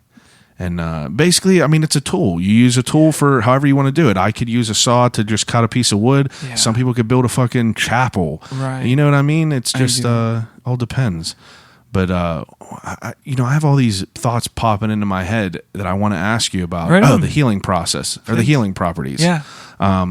Now, besides for all this spiritual in quotes, inner self, whatever the hell you want to call it, what about the physical healings of it? Yeah. Because my buddy Ralph is a big yoga guy. Okay, Sure. he weighed like 330 pounds, Wow. lost all this fucking weight, Good, man. became yoga certified instructor, and he's That's amazing. he's honestly the man. He is Good. spiritual type dude. He's the one who I had him on the podcast the first time whenever he wanted to get into yoga. Yeah. And then I had him on like a year later after he went Whoa. through all the yoga, and we had a talk of time of him floating, and it was wild. Really? And he's not someone to just like embellish shit just Right to on. do it. Yep, He yep. was like, I don't give a fuck who believes what I'm saying right now. He was like, I was Yep. spinning through space Yep. and seeing all the Yep. shit. And those types of stories obviously romanticize, like that romanticizes the whole fact of it, but it makes people want to try that. Yeah. But you have to have that mental of knowing that like that's not going to happen immediately. Right. It's not going to happen to everyone. Smart. Yeah. But it was interesting to hear about it all. Now, he also said that it's better than a massage. It's better than a lot of the shit you do. Now, why is it like that? The secret sauce is really the magnesium. From the Epsom salt. Yeah. As far as the healing properties, what that does is breaks down the lactic acid in the muscles after a workout. So you're not as sore the next day. We also host some power lifters that come in and float before their competitions. And what they share is that then their whole central nervous system is firing at the same time. All the mental gunk is cleared out. When they go to activate the body, it goes when they want to go. Wow. Yeah. And obviously on those guys as well, they like to come in and float after, heavy workouts. Yeah. But Crazy big workouts. even just, athletes that come in to dial in game plans. We've hosted UFC fighters that, jiu-jitsu people going into competitions that just want to work on their mental game of like, if they're working on an escape or their plan in the fight of how they're going to implement it. Yeah. Just to get alone with those thoughts and focus in on it is great. But as far as physical healing, it's magnesium is the secret sauce that really helps rid the body of that lactic acid. Now, how do you guys deal with like the cleanliness aspect of it all? You have all these people just sitting in a tank, Right on, man. for like it almost makes me think of like bathwater, Sure. reused bathwater. Now, how is that changed out or whatever? It's we refresh it before and after every float. Yeah. Those filters, the whole system runs for 15 minutes before and after. Okay. It's a 3-tier system. The first one is just that big silo, the gray silo. I don't know if you remember it, but Yeah, it's right in that door right there. And it's 175 square feet of filter area that just traps like hair, any particulates like that, okay. any physical things. And then right behind it's the UV light that blasts anything that like thinks about growing. It renders the DNA, just it won't continue to grow. And then on top of that, we have hydrogen peroxide we add to the water, and the tennis balls to keep the oils off the top and everything. That's interesting. I got to tell my mom about that. She listens to all these podcasts. That's awesome. Put some tennis balls in your hot tub. You know what I mean? Because it threw me through a loop. There was like 6 tennis balls. I was like, what the hell are those for? Yeah. But it was interesting. It definitely felt my skin. I have skin problems. Like I've always had skin problems as far as like, like I would, whether it would be like dry or like anything. I've just always had like skin problems or whatever. But I felt incredible coming out of there. Like if like my skin felt great. Yeah. It felt like very, very just like almost like how you feel whenever you get out of yoga. It's like you sweat all that out. Even though I don't imagine I was sweating in this tank, but it just like you soak in, your pores like open up, I guess. Yeah. At least that's what it felt like for me. But it was definitely like it was a positive. Like I couldn't say enough good things about it, but I will say that I don't think it's for everyone. Yeah. I definitely don't think it's for everyone, but I also feel like you're not going to know if it's for you or not until you try it. Yeah. I feel like some people could be surprised, but I feel like you have to have a grip on your mental to be able to get in there and really like utilize what it is, I feel. Yeah. And I'm not saying that I did, but it's a beast. I'm sure that you can get as crazy into it as you want to. Yeah. I mean, we did see that as a new business it gains traction and people would come in, you could almost kind of be like, this may not be for this person. It just... Yeah. And you'll hear some people say that, and sometimes it's just some people do come out and say like, it's not for me. Yeah. I mean, I would say the numbers when we look at them, it's 2 out of 10 maybe that are like, just not for me. Yeah. The same way that like if you would go to a yoga studio, absolutely, and it's like all good, and that's what we had to learn right away. That like we see floating as something that could help everybody, but we have to learn that it's not for everybody. The same way that yoga's not for everybody. Absolutely. The same way like... And it's not a negative. It's not that it's negative. It's just that's not your tool. You know? Some people like to just go work out. And do you work out regularly? I don't as much as I should. Me either. So, I mean, don't be bashful about it. No. But you can feel like if you were into sports, that like as you work out, there is a mental healing to it. And there's mental benefits and there's physical benefits. Yeah. And, it almost, I feel like that Rogan has a perfect way to describe this. And he says that, like a person is like a battery. And if you're not exercising, you have all this like energy and shit like that. It's just overflowing and getting all messy and stuff like that. Yeah. So expelling your energy makes you, it just kind of centers you and it kind of like clears your mind a little bit like that. And I feel like that this is it's not an alternative, but it also could be a tool the same way people go to the gym. That's what I was getting at very long-windedly. Man, that's absolutely right. That's what we had to learn that lesson and be okay with it. And also that way just make it an experience that is as comfortable as possible. So people that may be sitting on the fence of like, maybe this isn't for me, they hear this and like, wow, that sounds like it would feel good at least. I'll give it a try. Then from there, if it helps them, super. If they make the decision like, you know what, that wasn't for me, then all good. But at least you gave yourself the hour. At least you gave yourself the opportunity to feel better, because the large majority of people that come out after the first time feeling as good as you felt were upset with themselves because they didn't come in sooner. 1,000%. Like, it's a perfect way to describe it. You're never going to know unless you do it. And I have no dog in the fight. If I didn't like it, I would 100% tell you I didn't like it. Right on, man. Because I appreciate that. I just want honesty out of things that I listen to. And in all honesty, I can't wait to get back in there and try to see what the second one feels like. Yeah. And like I said, the main thing I was worried about was falling asleep, but I don't know if I could fall asleep in there. It feels like almost that my heart races a little bit. in there, because it's almost like a little bit of like, I don't want to say panic, but I feel like that's the closest word to be able to kind of describe that feeling. But it's not like panic like, oh, someone's chasing me. It's panic like how you were saying before, everything's just cut off and no one's used to that. Yeah, you recognize really quick the disalarming position that your body's in physiologically. Like we think of our thoughts as the only part of it, but we're wires and neurons and all this other jazz that's constantly firing, constantly under assault from our environment of stimulus coming in. And we don't think of how overloaded that is. We just think of our thoughts and like, my arms are sore. Or yesterday was a leg day, so my legs are sore and this hurts. But to think of the underlying wiring that's going on in our body, to allow that to relax is just probably the best thing you do for yourself. Yeah, and people don't do it enough, that's for sure. Well, it's so disconcerting because like when it goes silent, then what? Yeah, what goes on? You feel weird. It's almost like sitting in the dark woods. You're like, you don't hear nothing, and it's almost like not hearing nothing is scarier than hearing things. Yeah, that's a good way to think about it. What did I just have in my head that I wanted to ask you? God damn it. It was just in my damn mind. What was it?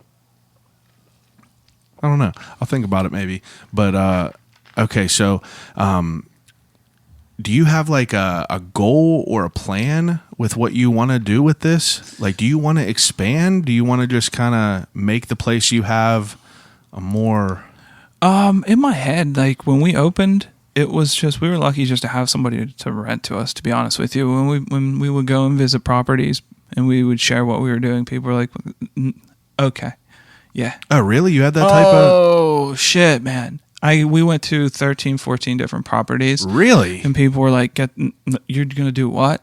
And yeah, it was, I mean, you got to think 5-6 years ago, we were looking for that's spots. That's a good point. Like, yeah, I guess no one knew about it. I mean, and you're talking a lot of the buildings, a lot of the owners of buildings are, old guard Pittsburgh. Yeah. That like, this was really more of like a wing shop we were looking for. And it's like, okay. So we were really fortunate to land where we did in Squirrel Hill. We're super happy about it. It's right by, 376. Yeah. Parking's good. There's so many positive benefits that we're blessed to be there.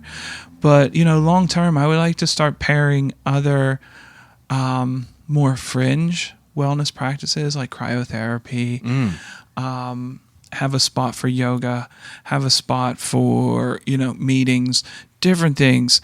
And start making it more comprehensive. Where that is in the process is probably, I would ideally like to purchase a building. Yeah. And finding one in Pittsburgh is tough. That's a beast for sure. So something that's reasonable too, that's not just insane. Right.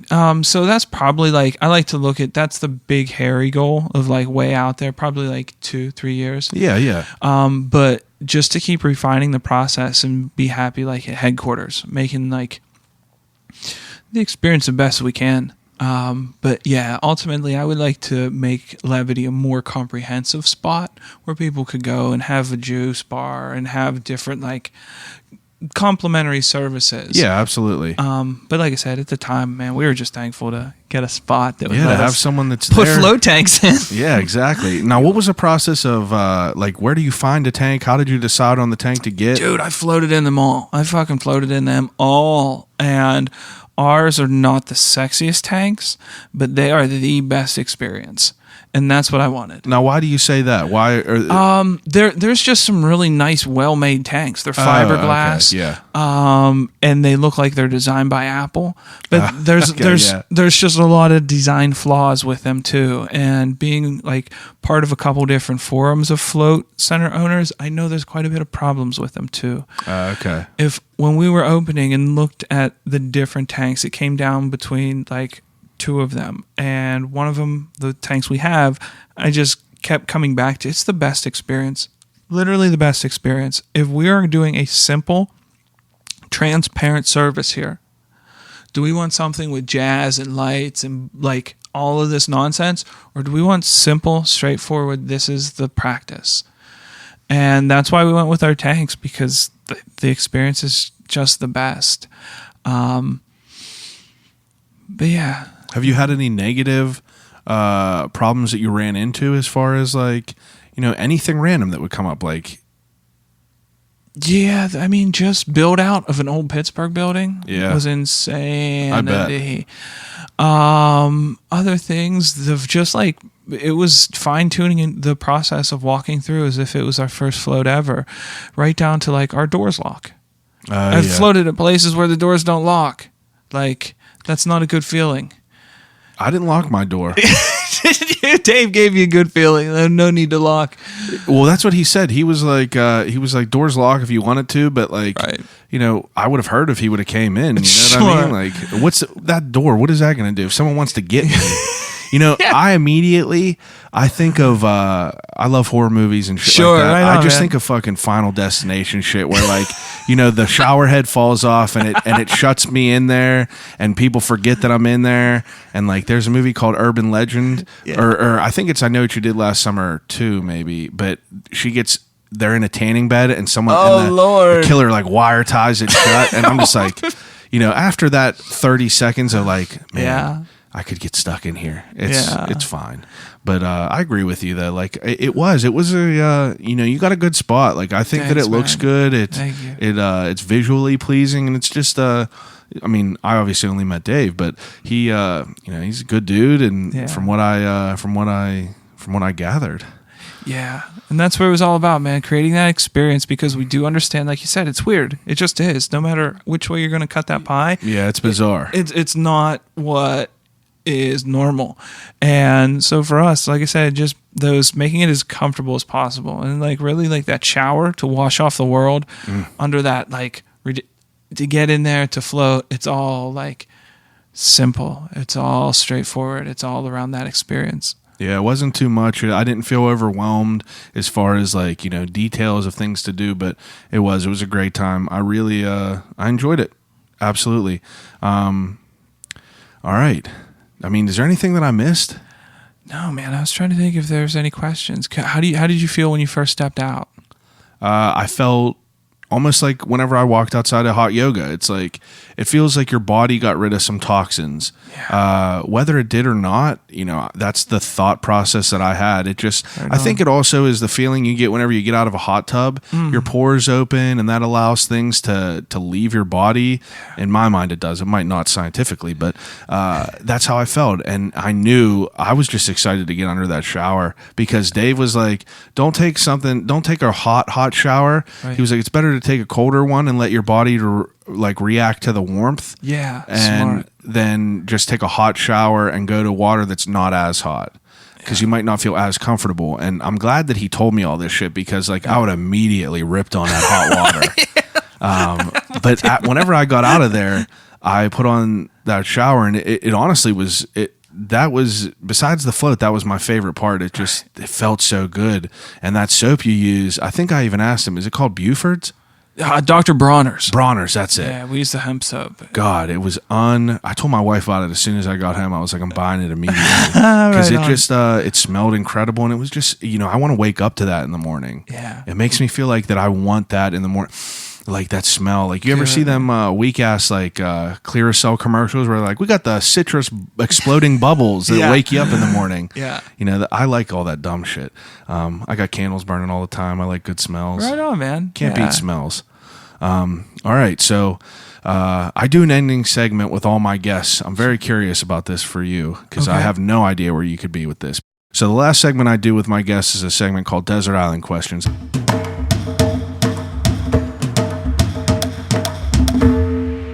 I give each of my guests 3 categories to take with them on a desert island to exhaust until death. The first category I allow you to take is 3 things to watch. It could be whole TV series, movie, whatever you want. Okay, I get to pick 3? 3 of them. I would say The Shield. That's a series? Yeah.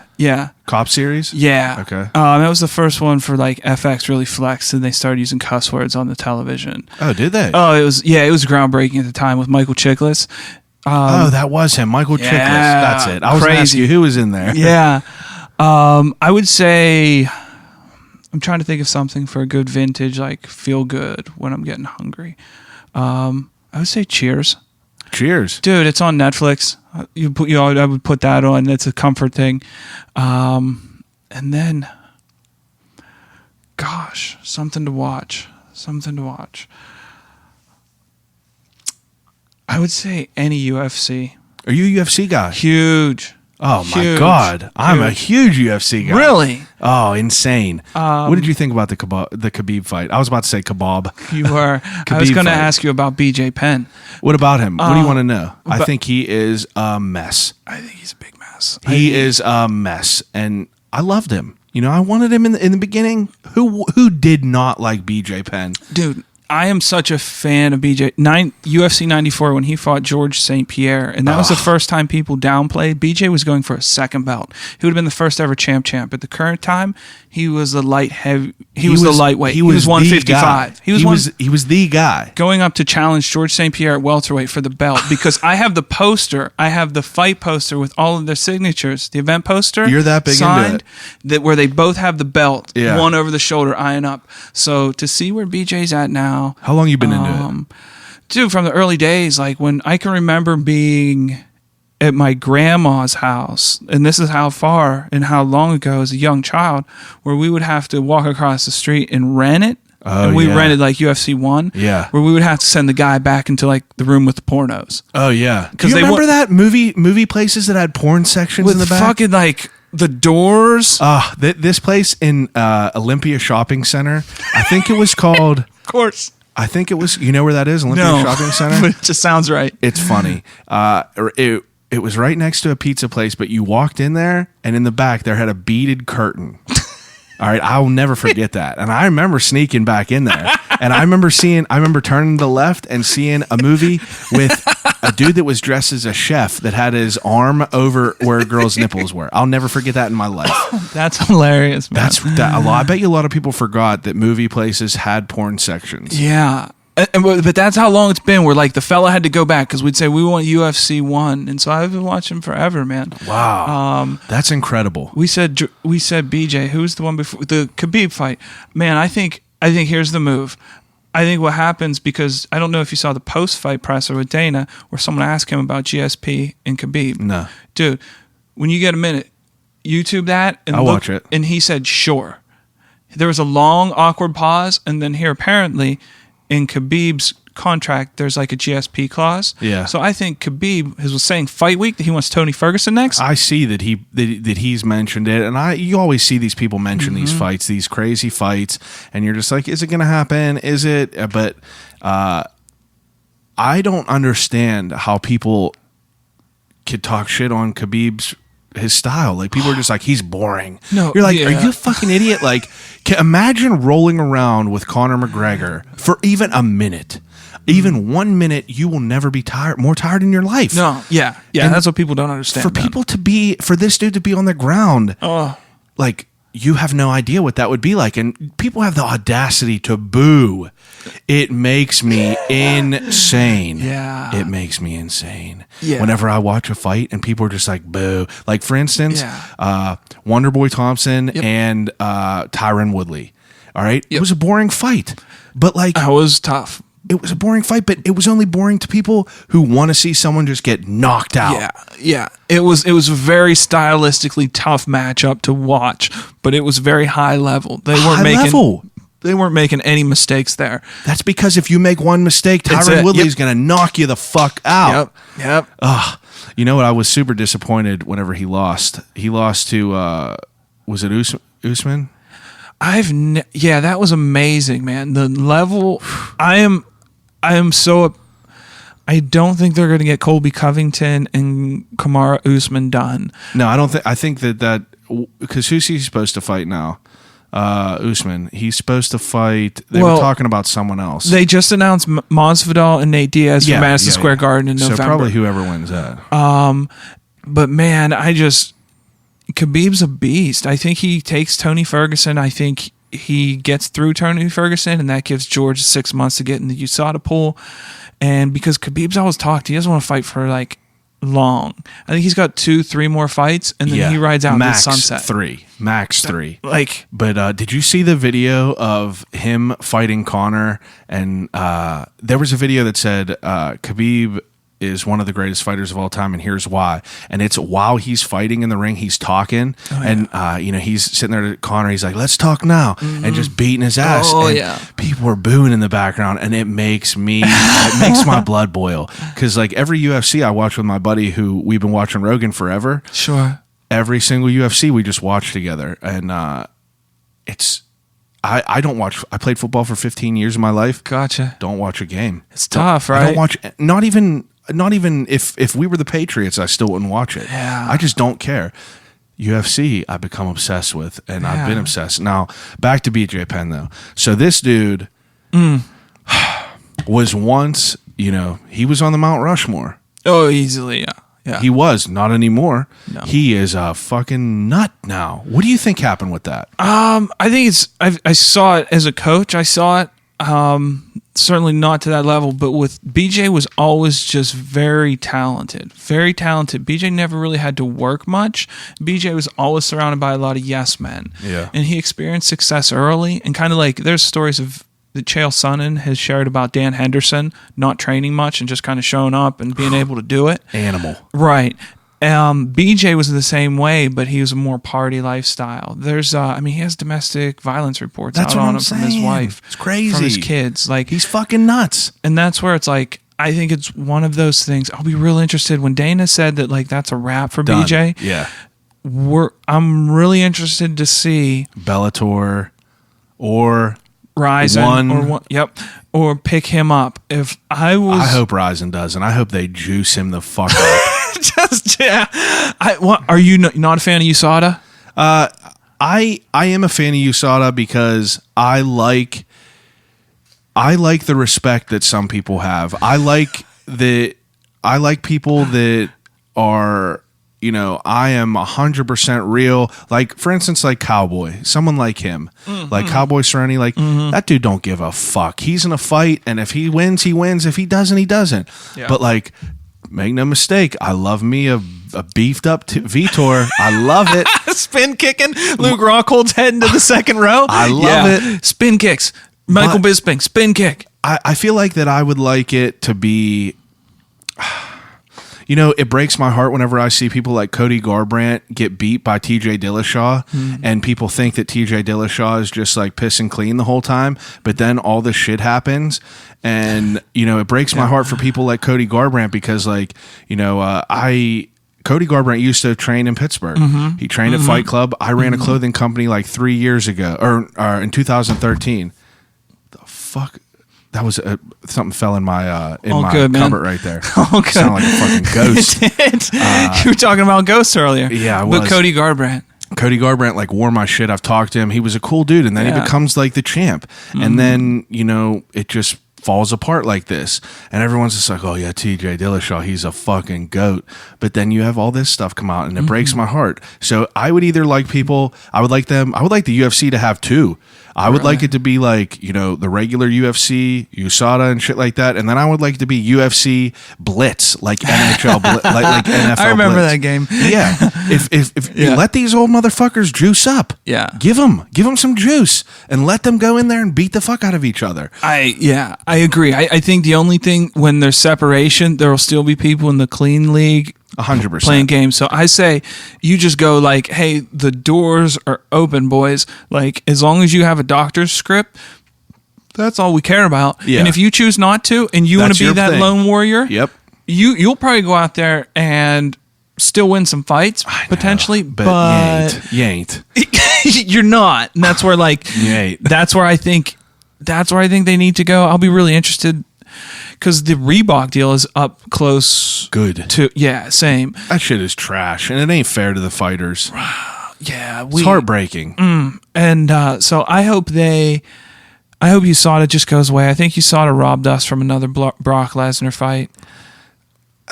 I mean, against who? DC. I think that would have been a fun fight for DC to ride off into the sunset.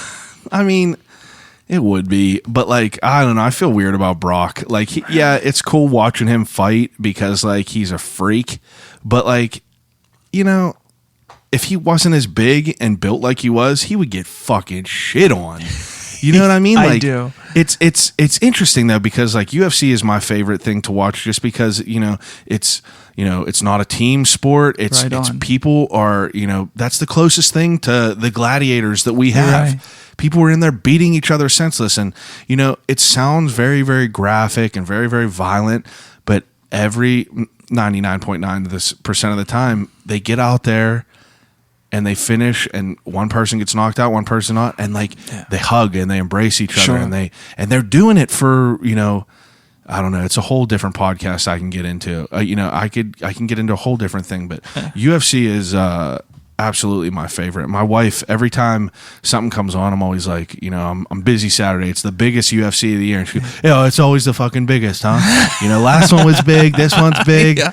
But what did you think about the DC fight with Stipe? Yeah. I mean, I don't know. I think Stipe is a monster. I think he made good adjustments on what he needed to do. I think Daniel was, I don't know, they were already talking about John Jones right behind it. I don't know if DC never in his life beats John Jones. You don't think at heavyweight? Never. Really? Never. The mental ability that John Jones has over him is insane to me. That dude wrecked into someone pregnant with coke in his system, with weed in his, and no one could touch him. Yeah. And if you look at all that shit, obviously, that's the thing with the whole like USADA that pisses me off. It's like John Jones is a wild card. Oh, picograms. You know what I mean? Picograms, like, come on, bro. Yeah. Like, I don't know. It makes me feel bad for people like DC, because DC ain't doing no drugs. Right. It makes me feel bad, but I also don't think I mean, I don't know. John Jones is a freak. You got Chandler Jones. You got that's a freak Arthur, family. Chandler, both in the NFL. Both of them. You got freak families. Yeah. You got videos of John Jones deadlifting like 600 pounds. Whenever he's not in Camp Granite, he's probably on some juice. But that's the thing that went through my head. He's probably on some juice, but still, you can't take away the talent that dude got. Yeah, he was real. I mean, he's definitely getting shaky now, though. Yeah, I think time's catching up with him, and not being on some of those supplements are definitely catching up with him. And not being as disciplined and in the game as he was. Because I think he might be 30, or he might be in his early 30s. But if you want to see a real where he stood out special, go back and watch what he did to Stephen Bonner. Oh. Was tossing him around like a rag doll, and everybody did. That was before John Jones was John Jones, and Stephen Bonner may have been coming off of the title fight with Anderson Silva. So he was kind of like, yeah. Who's your favorite fighter? Gosh, man, there's certain guys I really like to watch. I'll always watch a John Jones fight. Always watch a Conor fight. Yeah, really love BJ. I'm talking about not a Mount Rushmore fighter. Oh, man, not a Mount Rushmore. Gosh. Off the top of my head, I'm struggling. I've always really liked Jorge Masvidal. Oh, he started when, he was doing backyard fights with Kimbo. Yeah. He's a gangster. Yeah. I've always, what's really a real sad story, I'll tell you, Nick Diaz. I'm a huge Nick Diaz fan. To see his IG now and on his stories and stuff, that's a dude that needs help. But wow, what's he do? Oh, just drink. It's a sad story if you follow Nick Diaz on his Instagram. I don't follow him on Instagram. Dude, give him a follow and look at some of his stuff. That's somebody that had the potential to be great. Yeah, but he got fucking, he didn't have the easiest time. Dana fucking... I don't know. It's such a weird. That whole world is weird as fuck. What do you think about Colby? I hate. I think he's doing a really good job of being a heel.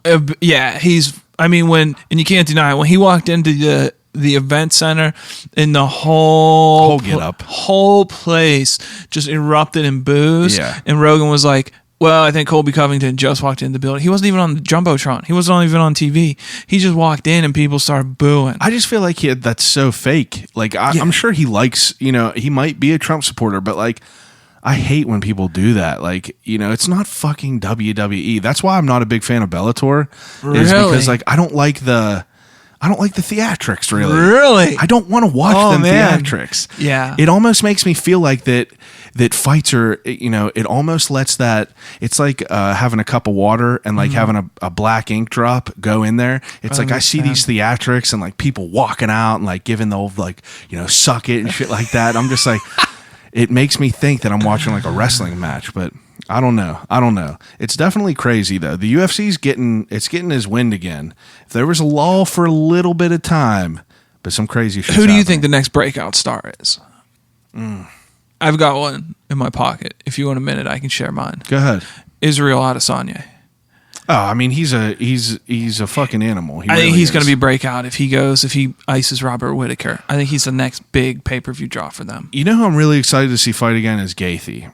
Or Gaethje, whatever you want to say. Understood, yeah. Like I like that he who was the last dude he fought where he just that was Cowboy. Was it Cowboy? Yeah, where Cowboy just beat him senseless? Yeah. See, like that dude he just was an animal. Like it's like he wasn't stopping. I'm really excited to see him fight again.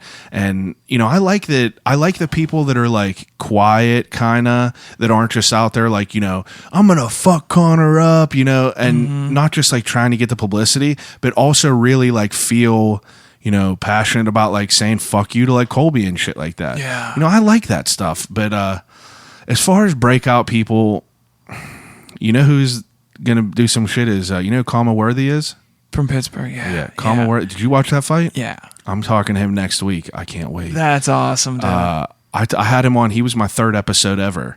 And whoa, very cool. Yeah, like I've known of him for a long time. He wore my clothes back when like Cody and all them did, and he's always just been such a great guy, and I've always seen his progression. That's awesome. And, I saw that he finally got on a card, and then it turns out it's against Deontay, and you're like, oh shit, it's a preliminary main event. I ended up putting money on it. Yeah? My first sports bet of all time. I bet $100 that he was gonna win outright, and then I bet $50 that he was gonna knock him out. Shit. So I won $450 off of this. That's awesome, dude. And to see him like win, and to see him like so excited, and to look to the left and just say, oh shit, I'm about to talk to Joe Rogan. Like I got chills right now. Yeah. But I don't know, dude. I just love it. I love all these young guys. I think that there's going to be some crazy shit happen in the next couple years.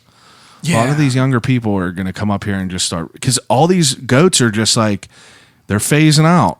They're phasing out. So the younger breed is going to come in and start like checking these people. Yeah. It's pretty weird. You know who one of my most disappointed people was Chris Weidman. It's like he kind of just dissolved. I agree with that. I think he's moving up to 205, and I don't think he's going to do any better there than he did at middleweight. No way. Why would he do better at 205? No way. I never saw Chris as having a really difficult cut to middleweight that would deteriorate him the way we've seen with like Anthony Pettis. Yeah. Like he's a 170 guy. The same way with Dustin Poirier. That's a 170 dude. I love he him made too, 155? I love Dustin Poirier. He's a great guy. Yeah. But I definitely wanted Khabib to win. I want Khabib to go into the sunset with no tarnishes on his record. Dude. Like that's did you see that video or that picture of him walking down them steps with that entourage? And it just looks like he has a bunch of crazy Russian hitmen He does. with him. Yeah, well, I mean, it's not that he looks like it. Those dudes definitely killed people. Yeah.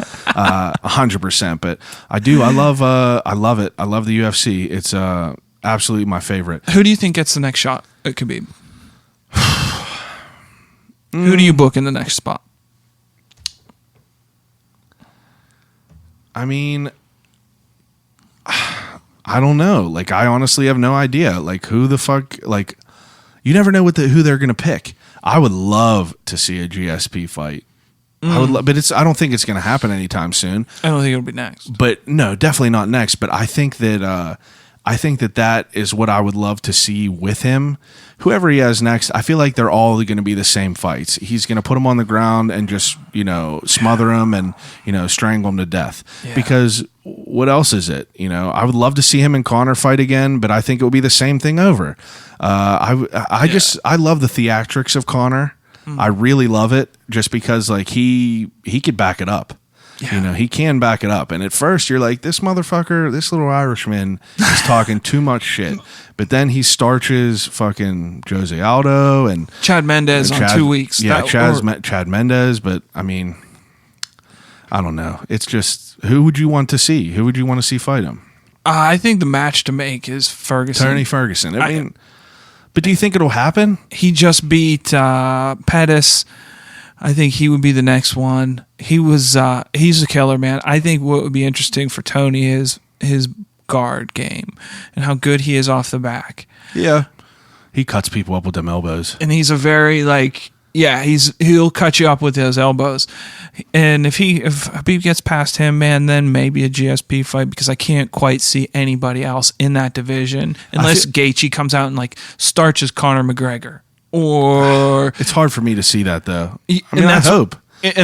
Agreed. So, but it's hard for me to see it. I do think it's going to be interesting coming up though.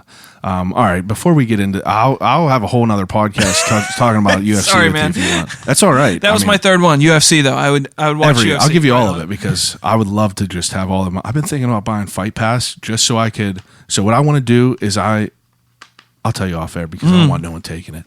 Because it's a good idea. Okay, second category. Do you read? I do read. Okay, so 3 books to take with you. Gosh, the War of Art, Stephen Pressfield. Okay, I know that. Yeah, I mean that was an amazing book. I think I would take. I'm going to struggle with the author, but right. Good to Great. Good to Great. Yeah, it talks about. I'm not really into fiction much, so it talks about different companies that go from 1 year to the next, and how they go from decent companies to oh shit companies. Yeah. And I would take one. I'm just reading now. I'm super impressed with it. It's called The Death of Expertise by Tom Nichols, and it's talking about how the internet is integrating into our learning system and how we use it to validate incorrect things, and the gap between experts and lay people is amazing. And the last one, sorry, I'll take 4. Right, Sapiens, and I don't know, I can't pronounce the author's name, but it's literally one of the best books. It's an objective look at our history as humans and Homo sapiens, of how we've evolved as people, and also takes a look at religion, technology, the Industrial Revolution, for very objective. So Sapiens is amazing. There's 4. Wow. That's how I know people like those books, because they rattle them off. Right on, man. Okay, third category is 3 sir. things to listen to. So you could CDs, podcasts if you want, whatever you want. Man, I would struggle with this. I would take the Rogan podcast. Yeah, I'll give you all of them. I would do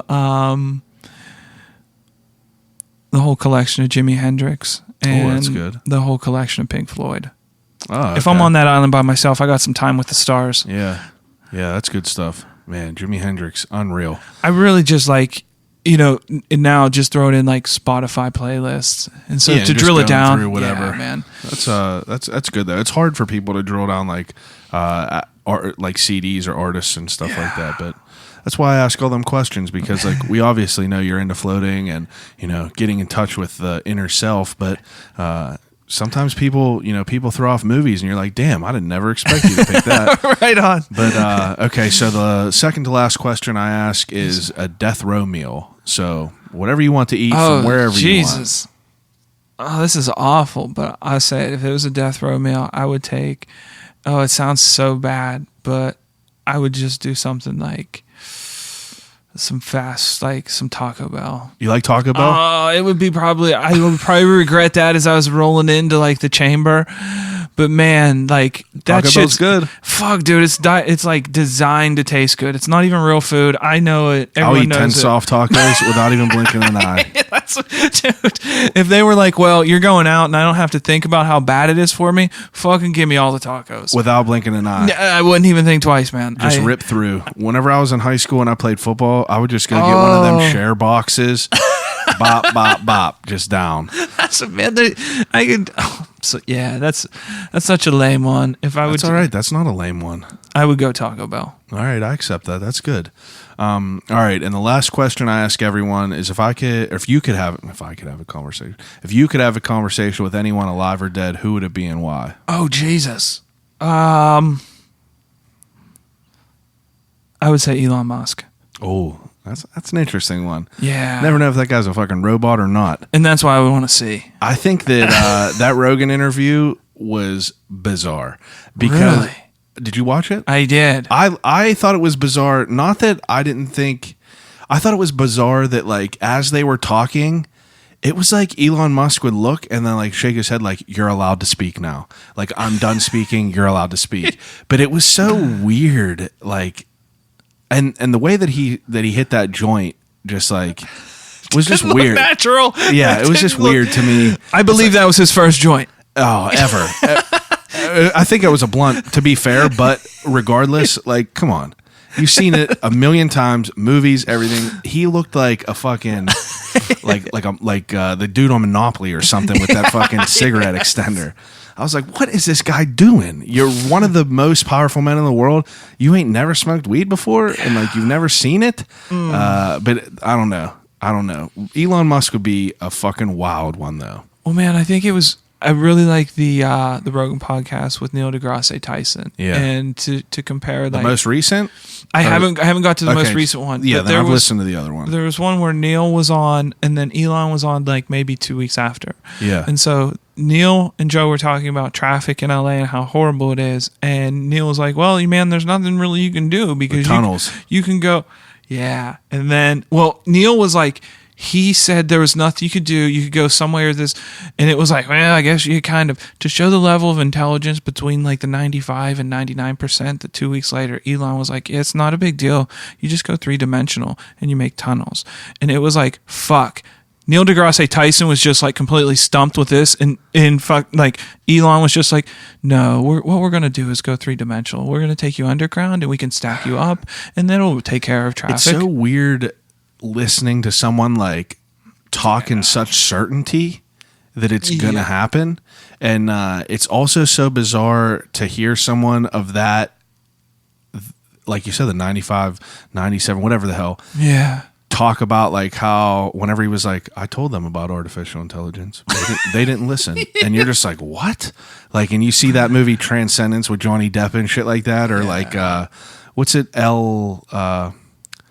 that other, it's like it's a artificial, or what the Ex Machina. Yeah. Did you see that? I haven't. It's artificial intelligence. It just gets aware, and you're just like, this is fucked up. Yeah. And then did you see that video like Rogan that they simulated through the AI? Like AI, when he was talking about Bill Clinton. AI was listening to all this shit, and it talked like that, and it makes you think like shit is going to start getting super, super weird. That's like a technological advance. Like all these videos of people with different faces that look brand new, they look real. Yeah, you never know what the fuck's going to happen now. Very bizarre. All right. You're a very interesting guy. So are you, man. It was a great time. Very, very great time. I had no idea what to expect talking with you. Like I said, you never know if you're getting a drug rug hair bun guy or something like not that it's a negative. Right on, man. I get it. I get it. But I was, I obviously am biased now because I'm a big UFC guy. So to know that you're into that same vein, that's a perfect circle right there. On. You don't have to be no crazy person. You could be any type of person to do this float tank. And I strongly urge that anyone that's on here that has ever thought about it, and I'm sure a lot of people have, because if you're listening to this podcast, there's probably like a 65-70% chance you've listened to Rogan's podcast or have heard about a sensory deprivation tank. And I'm saying that you should try it. Why not? But I appreciate it very much. Take any time and promote anything you want to promote. If you're looking to schedule, just head over to levityfloatstudio.com. Hit the schedule button, find a spot for you, 60 or 90 minutes. We have 2 rooms, so we can host 2 people at a time. Bring a friend. You can both float at the same time. So, all right. I appreciate everyone listening as usual. I mean, you know it across the board. I'm on YouTube now. You saw the Mikey and Big Bob podcast. Go follow on there. Subscribe. Instagram @ I'll call you right back. You know where it is by now. But I do appreciate it, and I will call you right back.